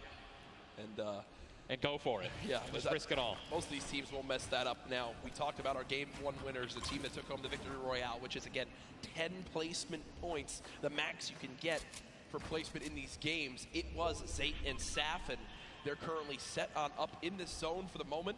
Did they just get the zone as well? Are they the yellow team in the mini-map? I mean, they're close enough for sure, I can see. I think, no, actually, no, they got to rotate a little bit, but look, they got 4 shockwave grenades. Yep. And they'll be all right. They'll be able to make it happen. Airwax and Peacock, man. Here we go. They have to rotate the farthest. Look at how many stack players are on this side of the lobby right now, and they're all going to have to move very soon. Yeah. Arkram and Falconer have a tough rotation ahead. Slacks and Keys. Watch them fight a little bit earlier on against Landjock and Punisher. Those heals till his teammate comes in. Yep. No, he missed one. Did miss it. No, teammate's full. Teammate's full. Don't worry. It doesn't matter. Geez. Teammate's full. I was playing with Myth the other day, and he was using a lot of chug splashes without me, so I'm really sensitive on it. We'll let you and Myth handle that one. As again, it seems like some tension there, but we continue to move on in this fight. This is game 2 of 6, folks. The matches will be going on throughout the day. 62 players left in this one. 35 duos. And you see Arkram and Falconer. It looks like they did a duo shockwave to try to fly across the map together. Good teamwork. As the frantic rotation begins to move on in, more Storm Surge will soon begin to come into play as well. Jack, I have a question for you, man. Yes. Once these circles start closing in so small, what do you think is the play? To rotate in right away once it's revealed if you're far out, or to wait and be the last team? For me, it completely comes down to what you have left, what you have in your inventory, where you are at, the leaderboards as well. If I'm in a position where I know I need to make some ground up on the leaderboards, I want to rotate early and try to begin to spray back on the opponents to get some free eliminations. Yes. If you get the zone on you, you begin to just build on up and get that height so you can spray on down as well. In this one, though, again, all comes down to rotation. If you have nothing to rotate with and you're far away, I think you play late and hope someone else drops a launch pad near you and use that community pad to your advantage. Yeah, we're looking over here at Yuang, 3 eliminations, sitting here with some very good materials, and it's definitely a very delicious loadout. Anyone with a heavy sniper and a blue SMG in a combat. And remember, he started the game in Snobby Shores with that clutch when KBB did go down, so they're still in this one because he still has that beautiful blue combat where he clutched it with, man. Yes, he does, and all the materials he could ever ask for it. Nearly 100 builds in this one. You see they're marking right now. I think they have a double heavy sniper combo. They're either marking double heavy or they're saying, focus this, the zone's closing there. We're going to find out soon enough. It literally looks like he's marking exactly. He's trying to look and see. Yep. Oh, they do have a double heavy sniper. And Ninja called it. The man knows. They see one. And you guys saw the pyramid. This is exactly what Jack talked about earlier. You need 2 walls, 2 layers protecting you from one of those walls so that double sniper will not take you down. But they've got the tools, the key to open all doors, as I put it. And this zone, Ninja, it just moved over a mountain, man. It just moved onto the side of the mountain, so high ground will be in play. But at the same time, Ninja, half of the low ground still in play, so it's not as bad a position for the low ground players. Here's a look at Mongrel and Mitro. Remember, Mongrel did go down early on in the last game. He's got to back on up because he's burning through materials very, very quickly. They're far above this Storm Surge, so they're good for the moment, and there's the replenish from his teammate in Mitro. 64 total builds left. Always see them doing this. They always split half and half match with one another, and then they go and collect the others, and it's just a perfect way of making sure that you guys have equal material. Look at how weak Saf is. Saf just sneaking up through with that Shadow Bomb. The spray coming in from Mongrel. Stink Bomb is hit as well. Everyone focusing these players on the outside. They've got the minigun firing too. The lobby now picking up quick as we move into our pit zone. The storm is closing in, and that's going to be forcing everyone to get into where the safe zone is right now. It is moving in towards Pleasant Park. Guys, this is absolutely insane. 51 players still remain, by the way, in a circle this small. They're just trying to get as many limbs possible as people are rotating in. Mitro on the bottom right of your screen with that minigun has 631 bullets to spray down with Mongrel in a fight. Gets 1 player weak, but does have to back on him. Didn't get the clutch. Someone else stole the kill from him. Mitro gets chucked as well. still have a launch pad, but again, when you're in a situation like this, low ground, they're getting sprayed with nothing but grenade launcher shots and frag grenades, and they're both going to be eliminated. And Mongrel also, Airwax just went down as well. And you see Cease in the elimination feed. Does look like, remember early on, Elevate did go down. There's Loot looks so delicious. Zane Go for it. Zane Saf, do they do it? Do you go for it? There's a launch pad there and so many materials. This is game-changing loot right now. They've got the builds to go for it if they want. They're going to do it. They're going to make the play. A gold combat shotgun too, man. Zane and Saf, uncontested. That's one of those risk versus reward plays that can help set them up for 2 victory royales in a row. Mongrel and Micho's loot too, man. Oh, that was they're making a and we know that was juicy loot. Yeah, they're making a statement saying, listen, we're from NA, we're here to play. Taking out the Evil, they didn't know they took them out, but they're definitely taking their loot. Yeah, for sure, as they are still above this. Still great rotation items too. They both each have a launch pad, both have 2 shotgun grenades, and they're gonna go. He didn't get it though, they try to get both at the same time. Gonna be flying, and this is it, another massive rotation going to be taken to the center of Pleasant Park. They're 167 damage above the threshold, so they're looking pretty good right now. The question is, are they going to keep mid-ground, go for low ground, high ground? What's the play? They didn't get the full launch pad. He might have to use his own. Yes, he does again, and that actually works out. He hits his head on something, which takes him down from having to, fly all the way up and float and get beamed. They're going to challenge high ground right now. Zayt and Saf looking to do what many would think was impossible, which is win back-to-back games in the stacked lobby. Just saw Falconer in the feed as well. Artrum with an elimination too. 19 duos left as we're moving towards the placement points, Ninja, and these duos know exactly that. 3 points if you make it in the top 15, which could be the difference between first and dead last. What are they going to do? Are they going to prioritize rotation in and not taking damage, or are they going to try to play it a little risky and go for the elims? If you're going to be shooting, going for elims, definitely open up to a lot of spray, shotgun shots, AR shots, someone suddenly taking the high ground on you. So it all depends on how their play style's going to unfold, man. Many more duos remaining in this game, unlike the last one. Zayt with another elimination right there on a KBB. You got Snappy and Red Rush on the high ground, and Saf over the play. The high ground goes to the high ground. Take, will he get it? He's gonna get it. He has it. Zayt's got high ground. Zayt has high ground as they go to try to push for 2 victory royales in a row. Saf is there as well, but Snappy just appeared right behind Saf and shotgunned him down right there. Zayt right now is going to have to concede to the high ground, giving it to Snappy. And he's just going to have to stay alive as long as possible, try to get some placement points. He is obviously a talented player, top player. He can definitely make something happen, and I'm interested to see what he's going to do. Cease has been by himself since the first moment of this game when Elevate went down at 98 players remaining, and he's somehow still alive. There goes Mega. You've got Darox and Item on the low ground. Vorwin getting chopped down as well. Zayt with about 100 HP. Uh-oh. Here comes Vinny and Zexro. They're trying to challenge for the high ground. Keys right now being held in the storm with 5 elims. He's going to be eliminated from the back. Zayt taken down as well. Snappy still with the high ground. Zex and Vinny and TSM crew looking good, and they're going to take it. They just took high ground. Snappy gave it to him. And they just got the high ground. Great use of the shockwave as well. Vinny as well as Zexro on hype for the moment. 5 eliminations so far.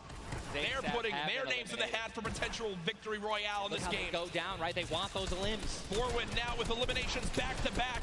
4 players left in this one. Zexro and Vinny spraying from the high ground. It's a 2 versus 1. The player right on the edge of the zone. The shockwave into the air. And he's going to drop on down to hype for the moment. The spray coming on in. It's not enough. Zexro and Vinny. TSM takes game 2 with style. Both alive. You love to see it. The victory royale and 7 eliminations. Look at that. Vinny's hyped, and Zexro looks like he was stunned. They forgot his fries on a fast food order. Why am I thinking about food? Oh my, Jack, it's pretty expected at this point. But God, it's unreal. 2 NA teams have taken game 1 and game 2, and honestly, I think that we can all say that the teams hyped up the most have been easy. Guess what? Mongrel and Mitro, man, they've also been performing well. They still have so many points from eliminations. Yep. Oh man, what a great shotgun shot. They were perfectly in sync. They're even jumping and shotgunning at the same time. Vinny, pop off, man. You love the pop off. So hyped. Zexro's about to start cranking 90s or default dancing in the lobby. Like he's trying to talk about literally what are they going to do in the next game. Yeah. Like that's what that focus is. That reminds me, I've been in this situation before. He grabbed his hand and shook it for himself, man. That's a top teammate, man. Great synergy. What a start to today's competition. The energy in here is insane. I am looking around and there are thousands and thousands of people filling up the Arthur Ashe Stadium live from New York City. Again, my name Jack Courage Dunlop, joined by Tyler Ninja Blevins for what is the first ever Fortnite World Cup Finals. $30 million on the line this weekend. Millions will be tuning on in from across the world. There's so many ways to watch, and we're just 1/3 of the way done with today's action, and it's already been fantastic. Don't even want it to end, man. I could be here all night. These games are incredible. Yep. And just listen, if you guys are watching at home, you guys want to be here, right? You guys want to be competing. Take notes. Yeah. Watch these players. Watch how they build. Watch the fights that they take, the way they rotate. And we'll see you guys here next year, man. Well, guess what? Game number 2 ended with style with the North American duo of Vinny and Zexro taking it there on the floor with none other than Jordan Fisher. Thank you so much, Courage. I appreciate that. NA showing up and taking care of business. Games 1 and 2, Vinny and Zexro with a fantastic in, both together, which is an incredible thing, right? Walk me through the just in-game for you guys. So the comms are kind of hectic because of the noise, but we're just really good at playing together. Like, we're the longest duo that have played together. So yeah, we're just not Great. Fantastic work, guys. Back to you, Ninja and Courage. JD! Thank you so much, Jordan. The duo of Vinny and Zexro, you know, they've always been known as being so aggressive. Yeah. From all the time I've seen them in these competitive tournaments. While they might be some younger players, they've definitely been around the block here in competitive Fortnite. Again, you just see them, just like a lot of other talent here, always at the top of the duo qualifiers every single week. Even though they already qualified, they continue to keep playing, and practicing. Guess what? They just took the game number 2. You got to be pumped right now, man. Once you win one of these games, you can't let up, though. Again, and that's why I love that energy. Zex was immediately just, I felt like he was just talking about, what are we going to do next? Hey, man, good job. We won that. Let's do it again. Yeah. Right? How are we going to change, maybe even do better somehow, get more limbs in game 3? No, for sure. And they know that. They're not going to take their foot off the gas pedal. Folks, we have our standings after game number 2. Where are things playing on out? It is still Zayt and Sap at the top.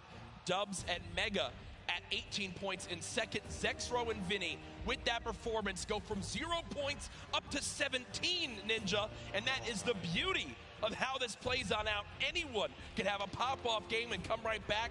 Mongrel and Mitro still in your top 5, as well as Serpent Hype, Darox, Item, Forwin and Tux, Snappy and Red Rush all there. While Zayt and Sap do have a nice little lead right now, nobody is safe from the rest of this lobby. I'll tell you that right now. I mean, just take a look at the points, Courage. You got 11 points, right? Benji and Mr. Savage, they fell out of the top 10. But look at that. Storm and Epic Whale, 12 points. Daedra, M11Z, 12 points, 12 points, 12 points.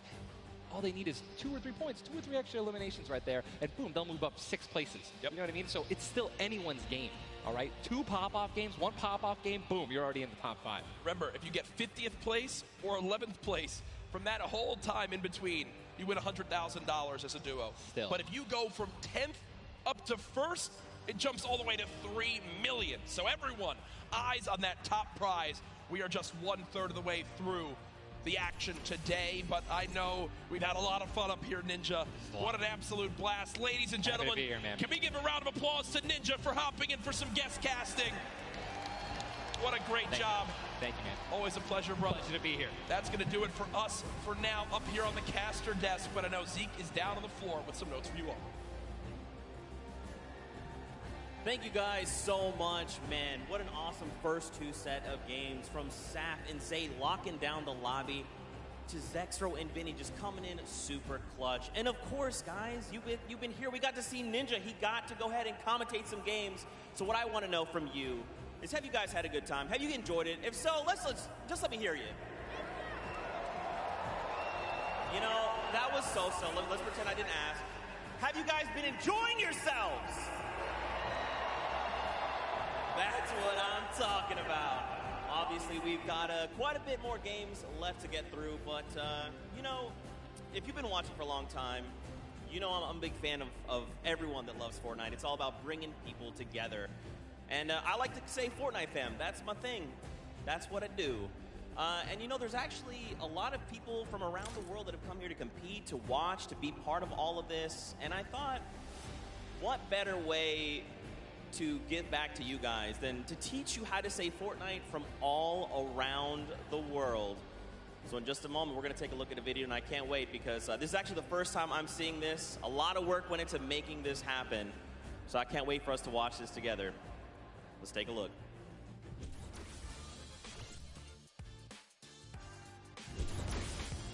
Hello Fortnite fam.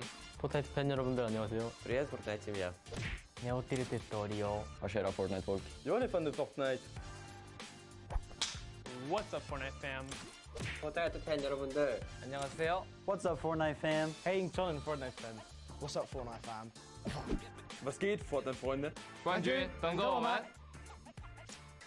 What's up, Fortnite fam? Yo, what's up, Fortnite fam? Are you trying to do the floss? Sorry, I'm texting. What's up, Fortnite fam? What's up, Fortnite fam?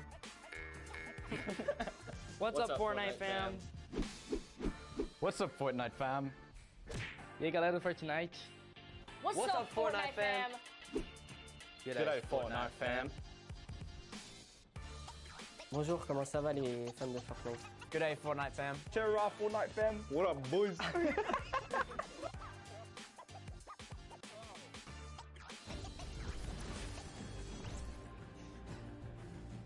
That was even better than I thought it would be. Just embrace it. We, as a collective, are the Fortnite fam. Get used to it. We're here to stay. Now, guys, you know, there's a few more things I want to take a look at before we hop back into the next game. One of the things to kind of do if you're here or if you're at home, you've been watching, Ninja actually had a pretty dope hoodie, a World Cup kind of exclusive hoodie. Would you like one of those things? Would you like one of the crazy World Cup shirts that we have? You can totally get your hands on one. Head on over, retailroad.com. Get yourself a nice shirt. We've got some hoodies. We've got hats. We've even got the little drone that's the battle bus. It looks amazing. The top balloon is actually the drone, so you've got the bus that's literally flying around. You best believe I'm going to pick one up and mess around with my family. They're not ready for it. But there you go. There's some on your screen. Also, that Drift shirt, by far, my favorite piece of merchandise ever. Those of you that really do know me, you know I love Drift. He's easily my favorite character. But just some cool things. If you're looking to get some World Cup exclusive thing, go ahead and take a look. Now, for those of you who have also been watching kind of all 10-week qualifiers long, you know we love Golden Boy. And there's actually one thing specifically he was kind of telling people as we were going through interviews. And that was, hey, when we get to New York, you're going to be... Now, I know you're thinking, wait a minute, Zeke, what about like everyone else? Why is it just Golden Boy? Well, he's a Golden Boy and he's selfish and he wanted the pizza all for himself. Get called out. That's right. Now the world knows. But a few of those players actually took us up on the offer. They went out for some pizza. They had a night on the town. So let's take a look together and check this out.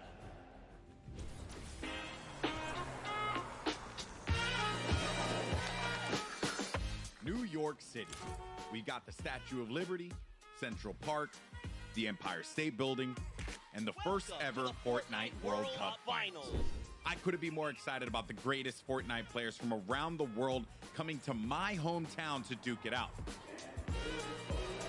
But before the action started, I took World Cup qualifying players Aiden and Chinken out to show them the Big Apple, starting with PC Gaming Cafe, Waypoint. What's up, boys? Hey. Welcome to Waypoint. Good to see you. Good to meet you. Good to meet you. All right, fellas, let's go and grab a drink. Let's go. All right.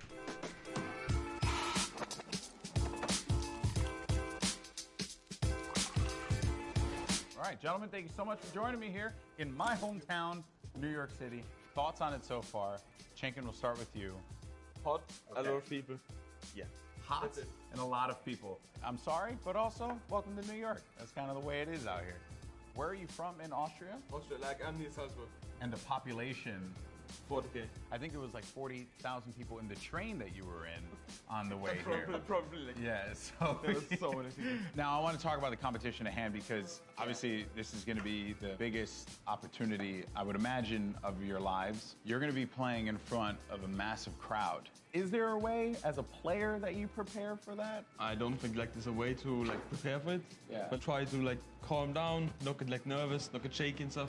Yeah. And then we should be good. Like.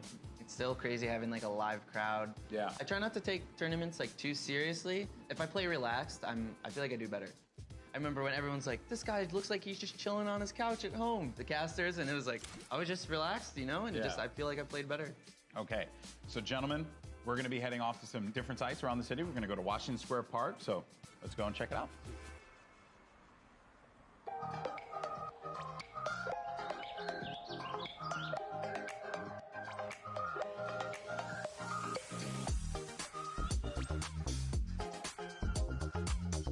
All right, so now here we are in Washington Square Park, gentlemen.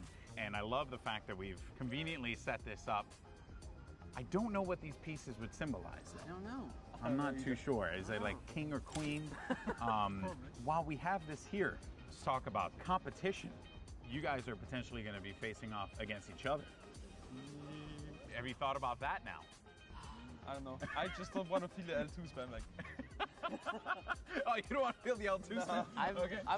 I've watched them play a little bit. Him and Stompy, they're very like. I've seen them play aggro before. It's pretty scary. So if you have chemistry where you can play without even talking, you guys know what you're gonna do. That's like, a team like that's gonna win. So what you guys are gonna experience this weekend. This is the first Fortnite World Cup.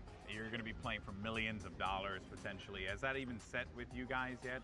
Even if it's not me, I'm thinking there's going to be millionaires after this tournament. There's going to be millionaires. Life-changing money. I try not to be, I'm not like greedy about it or anything. It's really nice to see like people that nobody know about and they could just blow up off of this. All right, I'm going to dive more into that, but I think it's time to get a slice of pizza.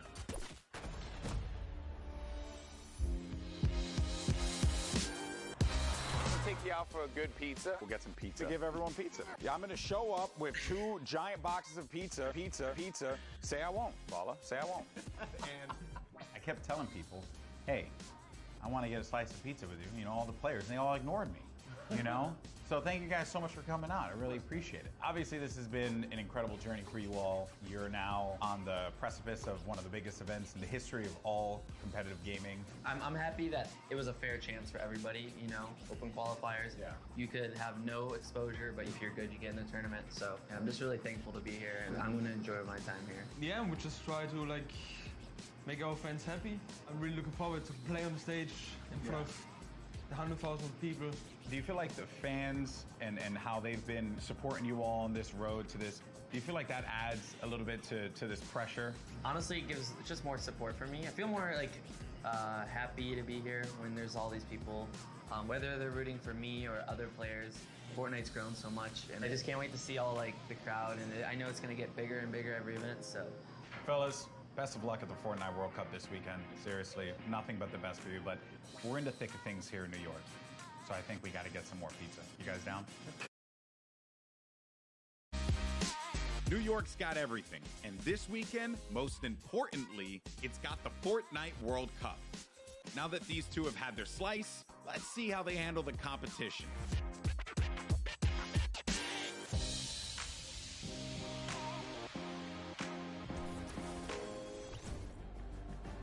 Good guy, Golden Boy. You gotta love him. You can't not. He's just the best, and it's really cool that he got to go out, hang out with Aiden, get some pizza, and, you know, just tour New York. You love to see it. You love to see it.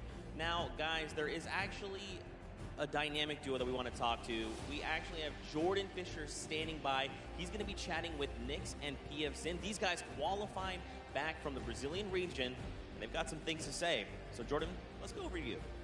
Thank you, my friend. I've got Nyx and PF Zin here. Nyx, you have been absolutely dominating in the last few weeks, especially where the solos and the duos are concerned, being the first Brazilian player to qualify for the World Cup. Can you talk to me a little bit about the dynamic that the two of you share as partners? Nyx, você estava dominando nas últimas semanas, principalmente para os qualifiers da World Cup. Você pode falar um pouco sobre a dinâmica de vocês? Eu e o PFzinho costuma jogar bem agressivo e tentar pegar o máximo de eliminações possível. PFZ and I, we try to play as aggressively as possible and get as many eliminations as we can. As you should in the name of Battle Royale. Right now, PF Zin, you seem to balance out the fiery kind of loose cannon nature of Nyx, who is obviously a dominant player, you know, kind of helping him set up for a solid end game. What's it been like to work with such a young and fiery player like Nyx? PFzinho, você parece que você consegue contrabalançar o estilo bem incendiante do Nyx. Então, como é que é isso para você fazer esse lado mais balanceado da dupla? Basicamente eu tenho uma role de suporte, então eu meio que fico nas backlines e ele vai na frente. Quando a gente tem o high ground, por exemplo, ele tem a função de ficar embaixo matando todo mundo e eu controlando o high ground. Basicamente é um lado mais estratégico, enquanto ele é o lado mais agressivo. Basically, I have more of a support role. Whenever we're in high ground, I'm just more in the background, supporting him. Like he has a more aggressive role. Setting him up. Yeah. To fire the loose cannon at the end. It reminds me of the very WKNA West that I play on all the time. That has really, just got me cranking my 90s on a regular basis. You know about that courage, right? Am I right? Back to you. Whoa. Jordan, it's back to me. Come on, Courage, he's just found the chicken parmesan. Someone whispered the word and he went running. You hate to see it. Also, big shout out to Nix and PFZen. I actually chatted with Nix very quickly. He walked up and was like, "Hi, I'm Nix." And I'm thinking, this guy knows how to talk. So I talked a bunch of stuff, told him how much I loved him. Turns out he didn't understand any of it. So I had to get a translator and tell him that I love him. But that's how things go. Now, of course, guys, I know what you want. You want more games. We have 4 more on deck. So I think for now, we're going to send it back up to Golden Boy and Monster. They're going to get us into these games. So how's CJ Mike Realm? Play us in.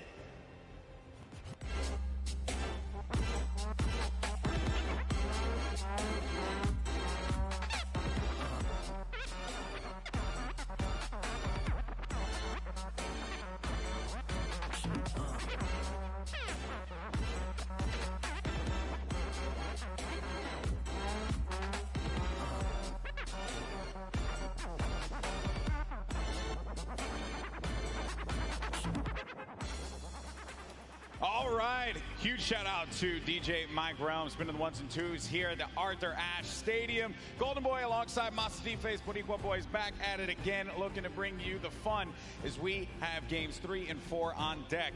And so far, this has been one of the most exciting events I've ever been to.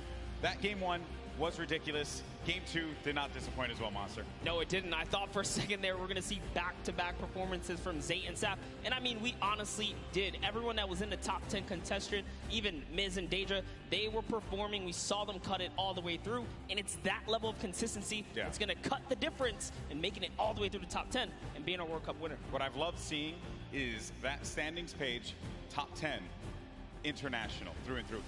You got the Japanese players popping off, European players popping off, players from New Zealand. Everyone's putting in every little bit they can. But folks, it's now time for game number 3. The players are all loaded up in the battle bus, and we are about to take off.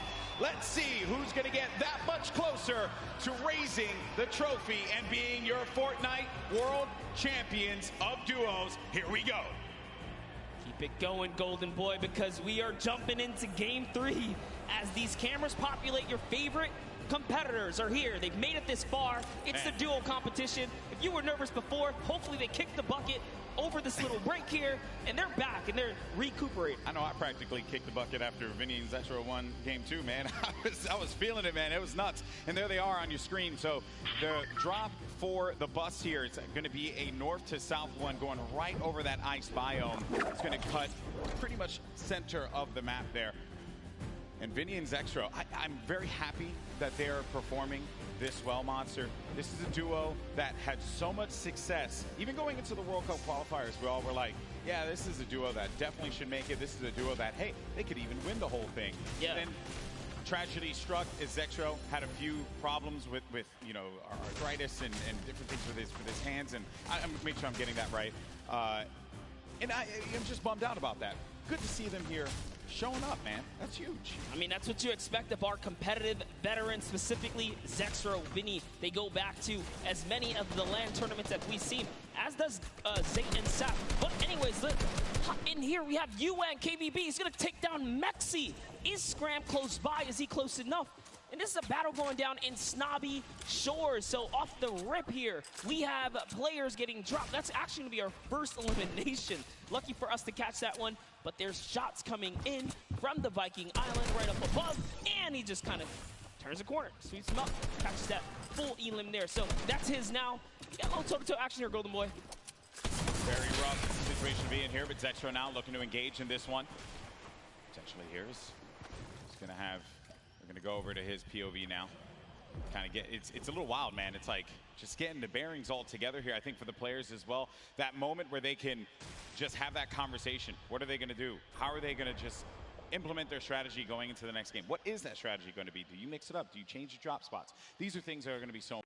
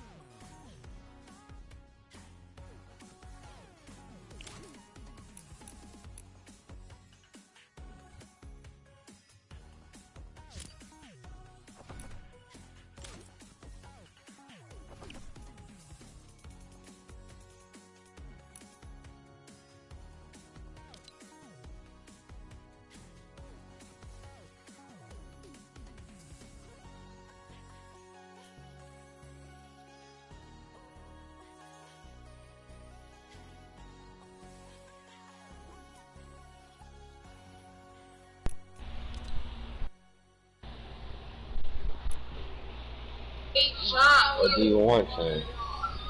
She said, come walk the dog. Alright. Huh? She said she's supposed to walk that dog.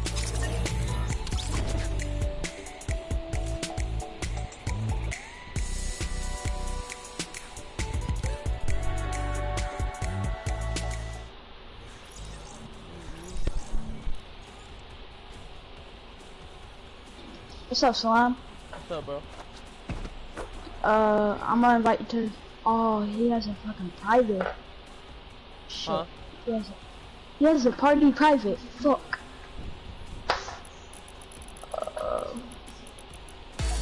I'm gonna suggest you to the damn party. Don't worry, I might get that skin. You gonna get it? I might.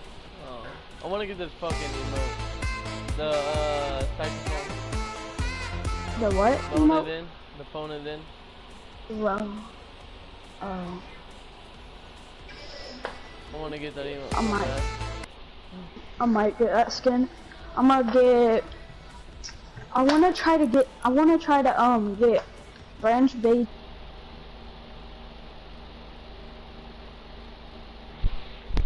Oh yeah.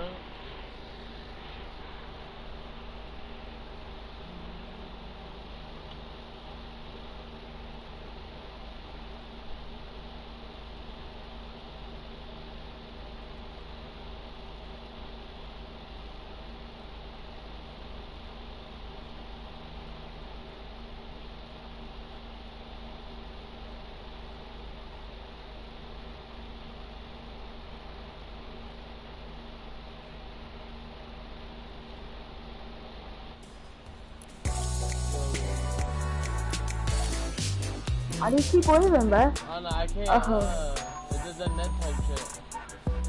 Oh. Yeah. I don't know what skin to wear. I could wear my. I have what's here? 1, 2, 3. I don't know. I could tell. Hold up, I'm gonna tell him to change it to. Hold up, I need to tell Build for Fun to go to it.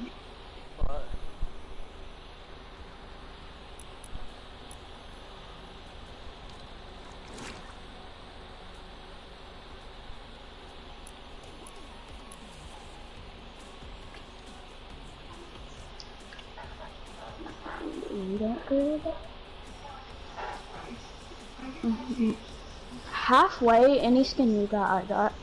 What? Probably. Pretty much a lot of skins that you got, probably I have. Oh yeah. I don't know though. I started in season 8, so. Starting season 2. Someone texted me. Nope, it was on my app. What is that dance, bro? It's weird.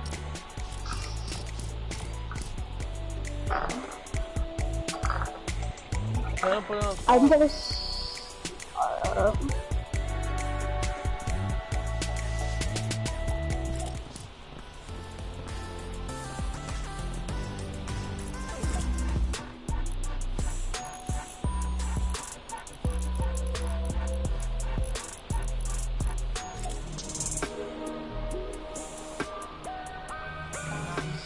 I don't know if he's gonna come out.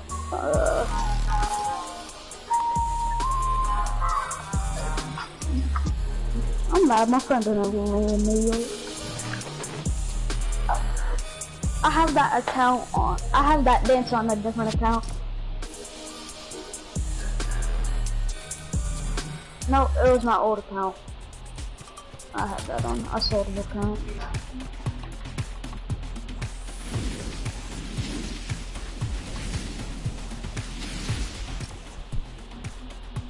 I'm gonna put it on squad.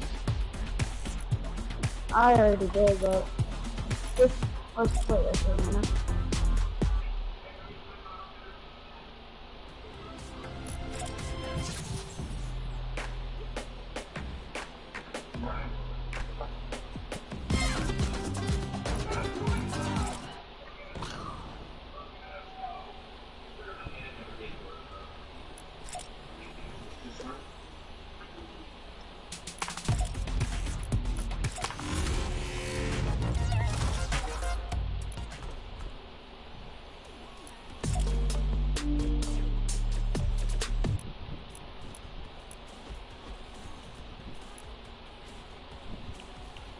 Just ready up, he's not answering.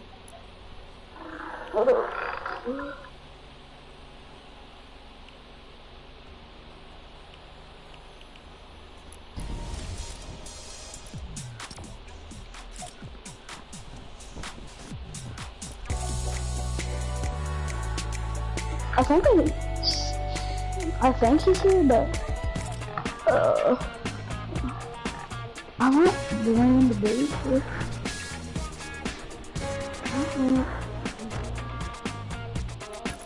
Oh, that's what it was. What? That's why my dances felt weird. He changed my dances around.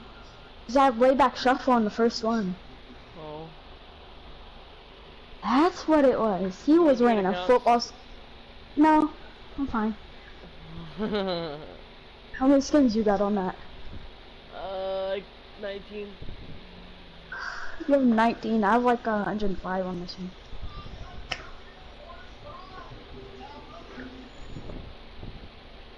So you want to trade? No. I have OG skins too. I have OG skins too. Oh my god, the jetpacks are still in the game. Do I get a brand new jetpack or what? What? I hope I get a brand new jetpack, because I just used like half of it. Same.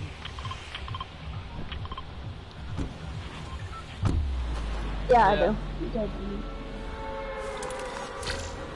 You don't care about no other girl. Drop it. I want to drop it.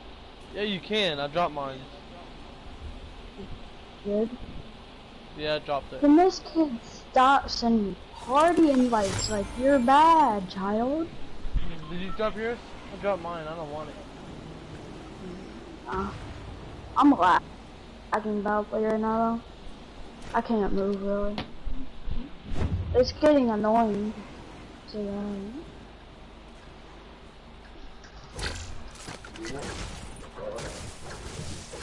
they should make it so you have to find them, not like just, you know.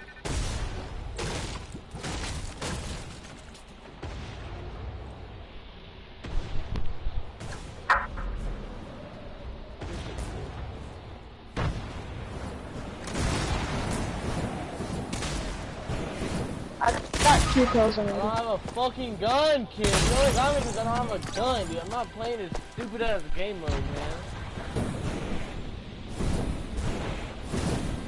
Fucking game mode sucks so bad.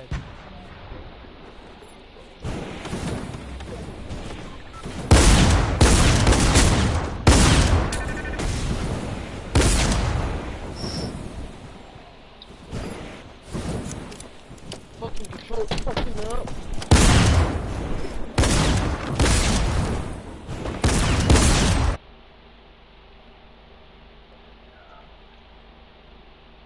I'm not playing this stupid ass game mode. Switch it, I'm gonna leave, man. Hold up, bro. Stupid. Do you not see I'm already at 4 kills right now, bro? Oh my god, you laugh.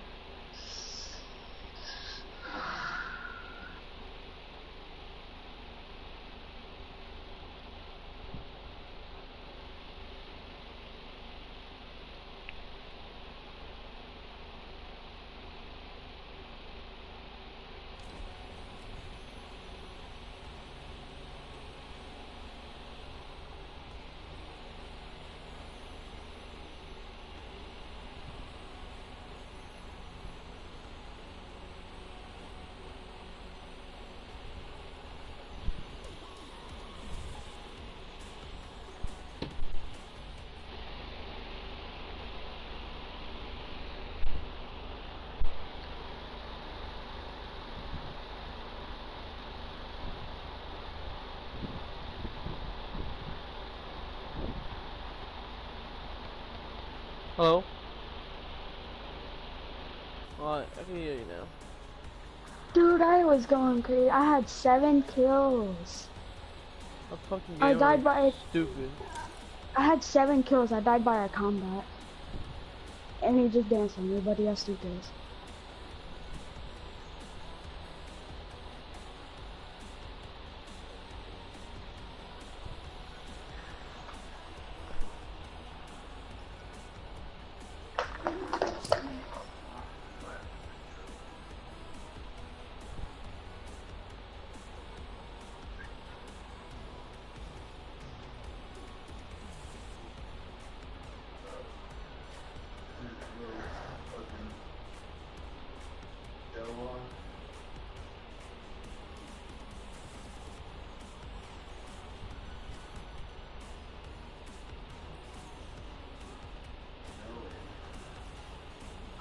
Build for fun.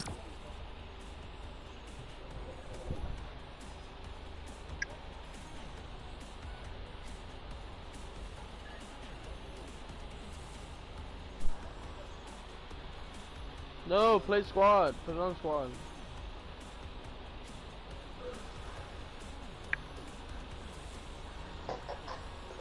Build for fun. Put it on squads. Put it on squad. Oh my god. Just kick him, kick him. Kick him, he's annoying.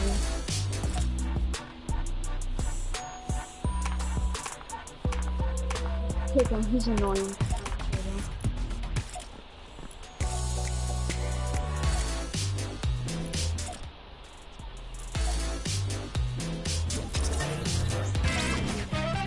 He's annoying. Sorry, he's annoying.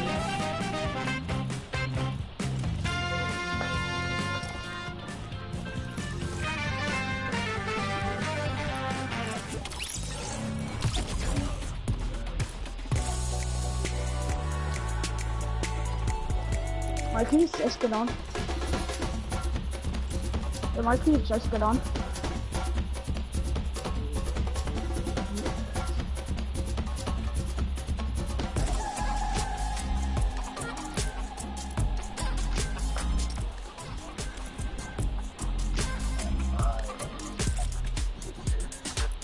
I'm in Division 6.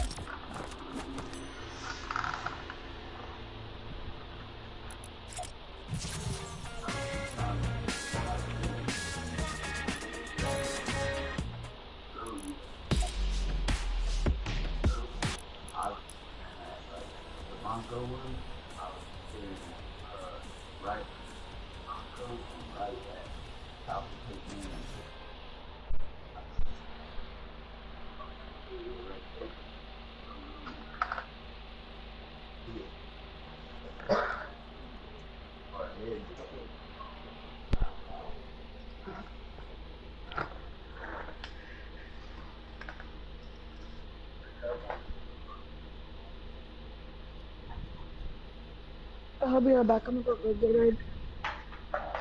I'm get a Gatorade. I'll be right back.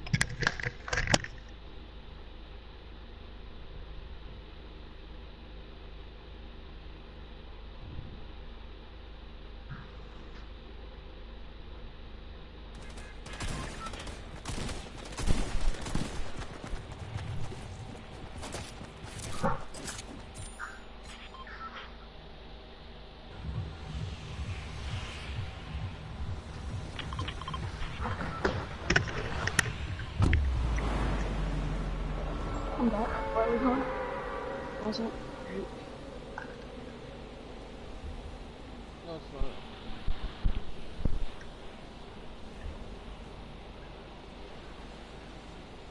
Mikey's, what loadout was he wearing? For real? That was not good. That was not good. No, you were wearing purple or blue, though. This was wearing green, blue, and red.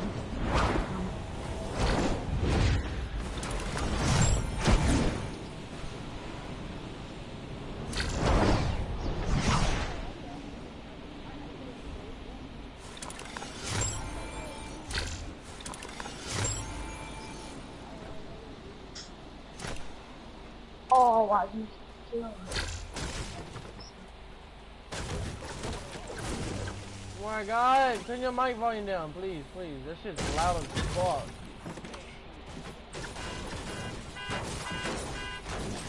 Marquise, your mouth is loud. Loud.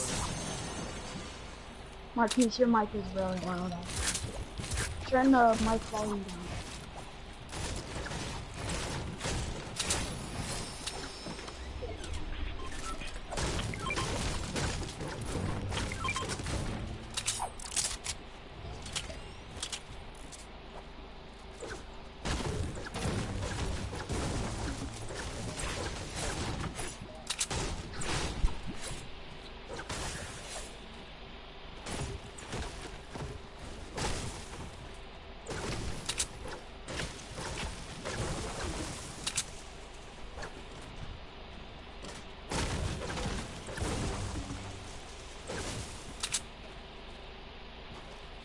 Goddamn fucking controller, dude.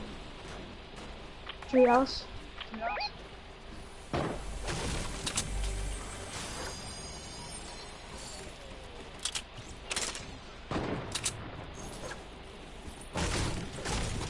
Marquise knows what I can do with that stem skin.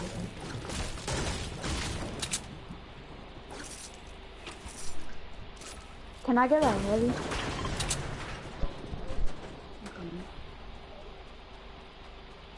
How many slots? Oh, I see like 3 footsteps in this house. There's 3 footsteps in this house, and the house on the... He's inside the house. He's on that floor. Yeah. I'll be right back.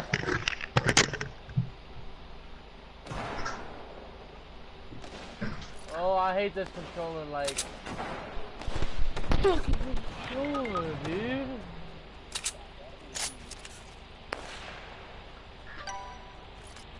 Oh, this is...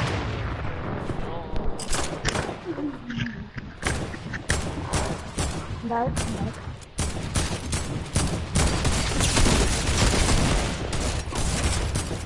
Hit 1 for 40. Knock one more.